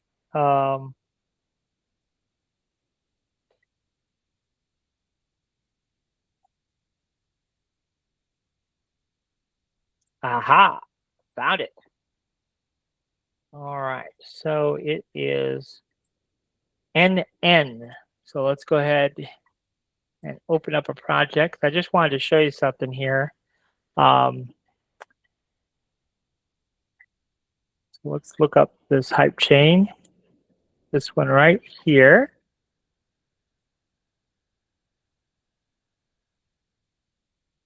Want to just give Audrey a little idea. And I'm pretty sure this is how we did this one. So you see, we have the hurricane hype chain, right? But on this one, maybe we didn't. but we should have if we didn't. But what I wanted to show you is that you could just add to. So this one is all one. No, it isn't either. It is separate. So in Inkscape, we can create an add-on component. So you see this here, what we did? So this is just an add-on. So if you wanted, for example, a name, or if you wanted, senior 2027 or whatever, you can take the existing pendant that you have and just create this piece. And as long as you make your add-on part of the assembly, you can just add that piece on. So, you could do, like, if you're doing for alumni, class of 96 or whatever, you can add those pieces on at the bottom, and not have to recreate the whole design. The only thing is whatever your add-on is, it has to be merged into the pendant assembly. So you see how all this is one. So. Wow, that's cool. But so it still needs to fit inside the chain. Okay. Yeah. So if you go back to now, if you go back to your design, that is true. So in regards to the Cuban chain, now there are other types of Cubans now where you can print the Cuban separate. So that's another advantage. I didn't grab the right one, but if we come here to Maker World, I'll show it to you so you know where it's at. There's several, actually. There's quite a few different ones. But if we type in Cuban chain, so these you can print just the chain itself, and they have different ones. This one's, I think, a little bit thicker than this one. But if you notice here, see where it says Cuban chain pendant connector. So, and you can see kind of how this is connected. So this will allow you to slide the pendant on the Cuban. So there's a couple of different, and I think if we click on this particular one, I thought there was, oh yeah, maybe it is here. Yes. So this particular one has the Cuban, and it has different variations of the Cuban. But then here it has the piece that attaches to your pendant. It's a little fiddling. I don't like this particular one because you can see it here. There's a little bit more fiddling that goes on with it to attach it to the chain itself. But I think if you saw in the little video, there's a clasp on the backside. So this, doesn't just go over the neck. It kind of clips on the back end. You see it there, like a regular, necklace would. But that's one. But there's others. You can see there's another different kind of style one, but I forget the name of it exactly. But maybe if you type in Cuban attachment, I think it's what I saw it under. There's one in here that I actually didn't mind. Now this is for the spinner chain, which that one's pretty good. And this might be it. Might be the one I was thinking of. Let's see what that looks like. So you see how it kind of just slides on that Cuban? And then that split ring would attach to your pendant. So you see how that ring kind of just attaches that way? So that's how that one works. So anyhow, there's different options where you can print just the chain itself and then add the pendant to it. Looks like here's another variation of that connector. So a few different options for you there. So, yep. But the rectangle shaped one, oh, where is it? This one? Yeah, no, I was just looking back at when you went back to bamboo, yours doesn't automatically have the ring, a specified ring on it. Only if we use the creator thing. Well, if you go back, so let me open that for you just so you can see it. So if you are gonna use the other style one, which let's open it up here. If you're gonna use that rectangular one, No, then what you would, so you could use this Cuban or one like it, right? But then you would use this ring. You follow me? okay. So with that rectangular one, I gotta find it again.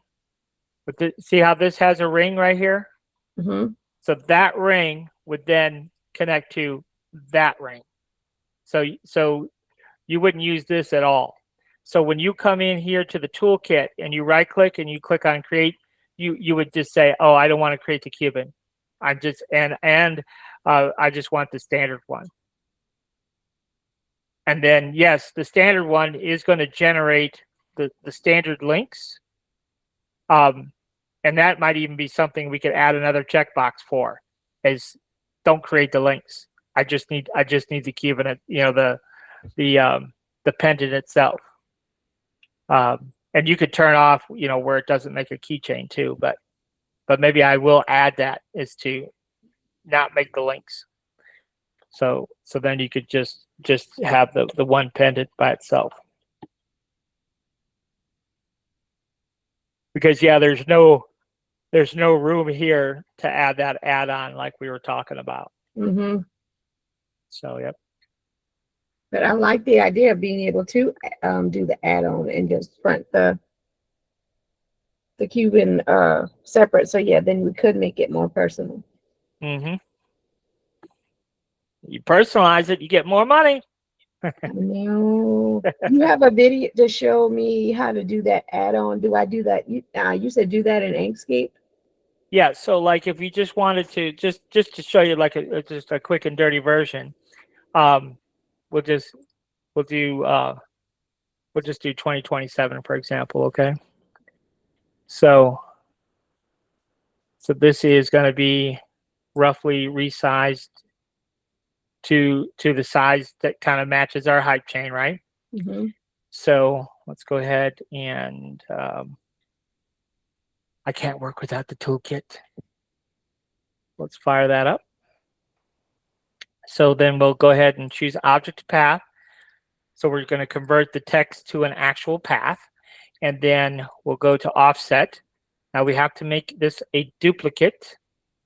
Let's go ahead and turn off everything else because we're not going to need it for this example. So 2027, and then it's resized to fit our pendant. So we're going to take our bottom one here, and let's go ahead and, I don't know, offset it. Let's do try 2. I think we want it at least 2. Maybe more. Let's try 4. Maybe 6. Let's just try 4. Let's see what happens. Okay, I can live with 4. And notice how each one is touching. So now we can go ahead and take that, and we'll go ahead and do object to path again. And what that does is it kind of sets our value here. Same thing. This does it too. Apply live path effects does it as well. But so now we have 2 pieces. Okay. So what do we want to do here?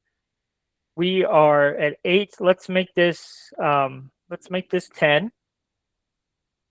And we'll do 5. And then this, the text on top, let's do 2. I didn't, I got to go back and set this and hit apply. There we go. And then this text on top, we'll do 2 and we'll do 11. And what's going to happen here is because the way I did it, this 2027 is going to be 2 millimeters thick, and it's going to sit entirely on top of our backplate in this case. So let's go ahead and hit File and Save As, and we'll just call it 2027. We'll hit Save, and then we'll go ahead and generate this model. So whatever your SVG components are, that's what it's going to turn into a model. And so now we can come over here, and so this we'll just use this pendant as an example. We'll hit Control I, and we're going to pull in our 2027 model, geometry only. Okay. And then we can move this into position. Now, what's cool about this? Let's go ahead and center this, and then let's move it. But using this, so we're moving it straight up and down. But what's cool about this is when we do it this way, you see how this is overlapping this existing geometry of his feet. We don't care. We don't care. Now this has to be merged with this. So we can control click and right click and merge, but it's okay that this is overlapping. Where there's a conflict, the slicer is going to take care of it for us. So it's not going to be printing, gold inside our 2027. It's going to print gold right up to that point, and that's it. Now, if we want to fine tune this, we can alt click this white and the orange here of our lettering here, and we can slide it down and see we can reveal more of his feet. If you just want it barely connected like that, you could do it that way, however you want to do it. But I'm going to slide it back up again. I just want to cover up some of his feet because I want to show you that those colors are not going to be printing inside our 2027. But I made this deliberately deeper, so it was deeper than everything else. So let's go ahead and slice it. Now this is combined, so it's been merged together. We do have 2 whites, so we could get rid of that probably. I'm guessing that was the issue. Nope. We have some lingering 3s here on this plate. So those should all be white. So now we got rid of our extra white. So let's go ahead and slice it.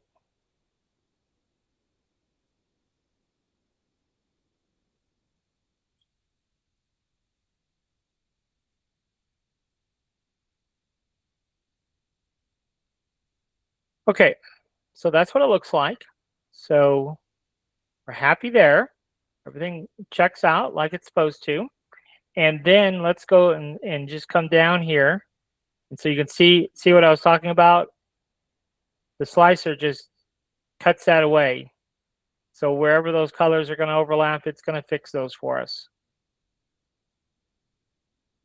So that's how it looks.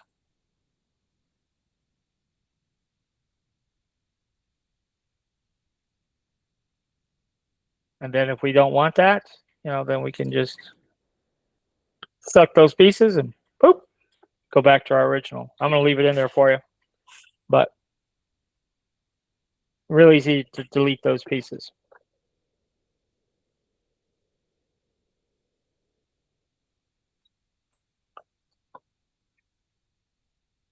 So that, soup the nuts, all I got for you tonight, folks. If you got questions, I'm I'm open to hear any questions. Or...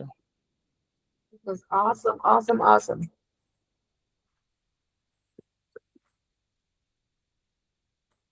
Yes, it came together in the end. I wasn't very well prepared, but it worked out. I have a question. In your tool, the new tool, if there's something about a box drawer, did you show what that did? Or did I just miss that? I haven't yet. No, that that particular thing that you're talking about has not been implemented. Okay. But I was excited when I saw that. That's why I asked.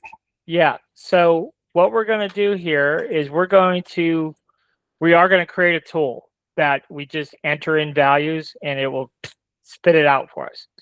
But essentially, we can do the same thing with chat. So let me just show you an example of what I'm talking about here. Simple geometry. So a box and a drawer is simple geometry, right? So if we ask chat very specific instructions, we can create a 3D model very quickly. So I'll show you how to do it with chat. So if you know what size you want, then we can give chat the details. So I'll show you how this works. Okay, chat, I am needing a 3MF file for 3D printing with Bamboo Studio. And what I'm looking to do is to create a box and a drawer. The drawer should be from left to right, should be 2 millimeters less than the width of our box. And the overall depth of our drawer should be 3 millimeters less than the depth of our box.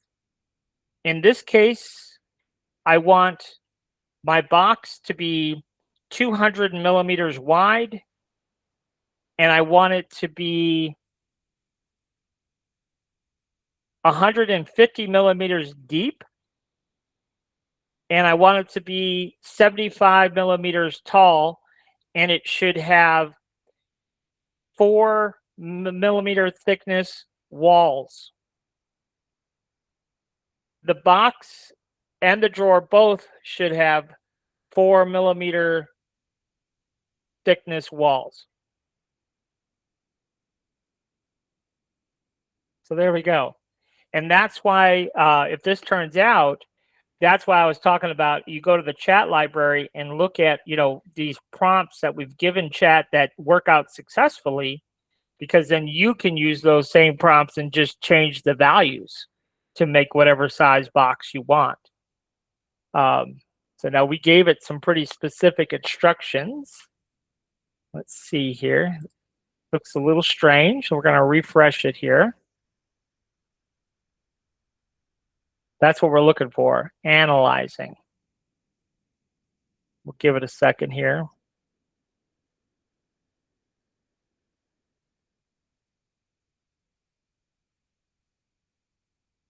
Thinking about what we asked for.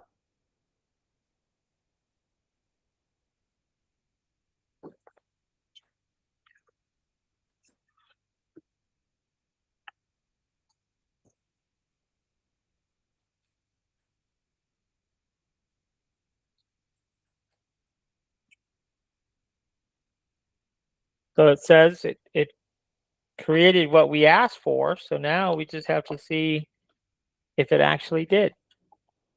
Box is 4 millimeter sides, actual inside opening, et cetera, et cetera. The drawer. So let's go ahead and take a look.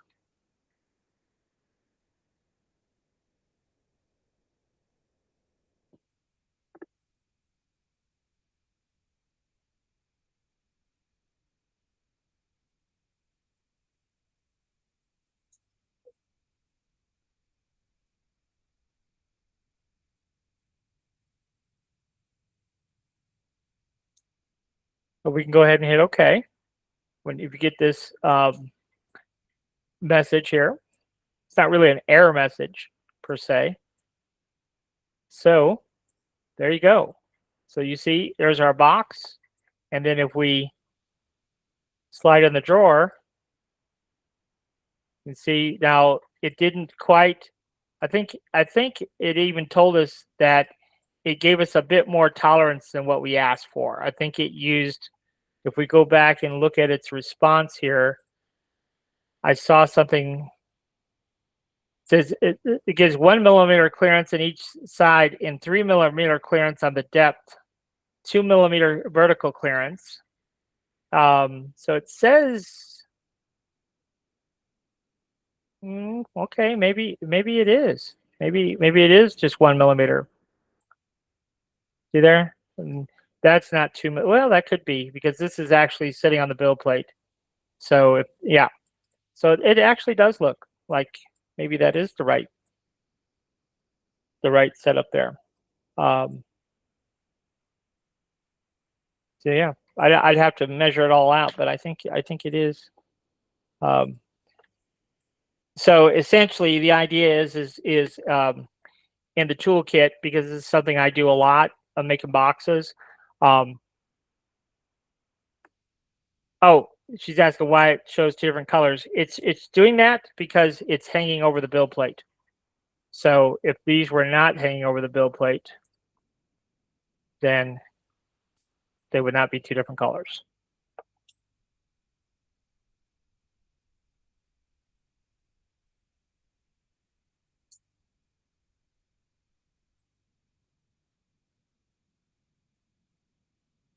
So anyhow, yeah. So the parametric box builder will allow us to specify the height here.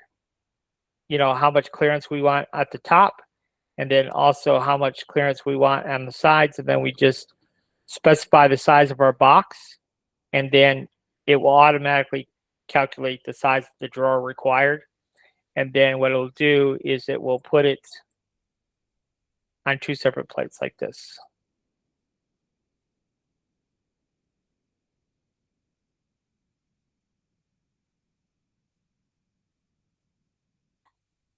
Yeah, in fact, I just saw something that I thought was pretty cool too, that got me to thinking, I'm going to add that. Automation. And but basically what somebody did is they took a design that they made, and they made drawer pulls for a dresser, for an actual dresser. And you know, we've done lots of vanities and things in the past classes where we created our own drawer pull. But these, the ones that she made, actually threaded, the machine screw threaded into the back of the drawer knob, like, you know, like an actual drawer knob, which got me to thinking, you know, that would be something else that we can automate. So you just create the design itself, and then it'll automatically put in the threaded back end. So you can create, you know, drawer holes automatically that way, instead of gluing them, you know, you could actually screw them in like you normally would. That'll be great. So yeah, I'm making lots of work for myself. It'll never end.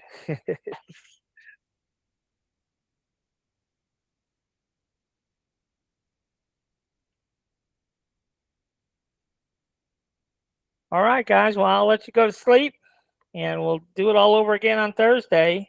And on Thursday, we're going to be showcasing the toolkit kind of bit by bit, a little bit. Show you how all the different things work. And then Friday, hopefully on Friday, we'll be able to release it to the masses.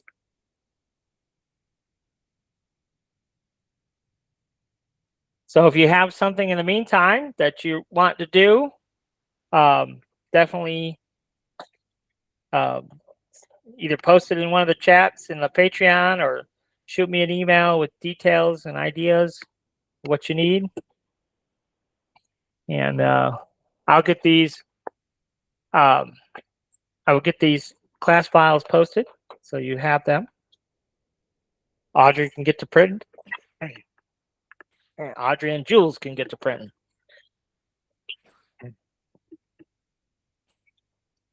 So, all right, guys. Well, I will see you on Thursday night.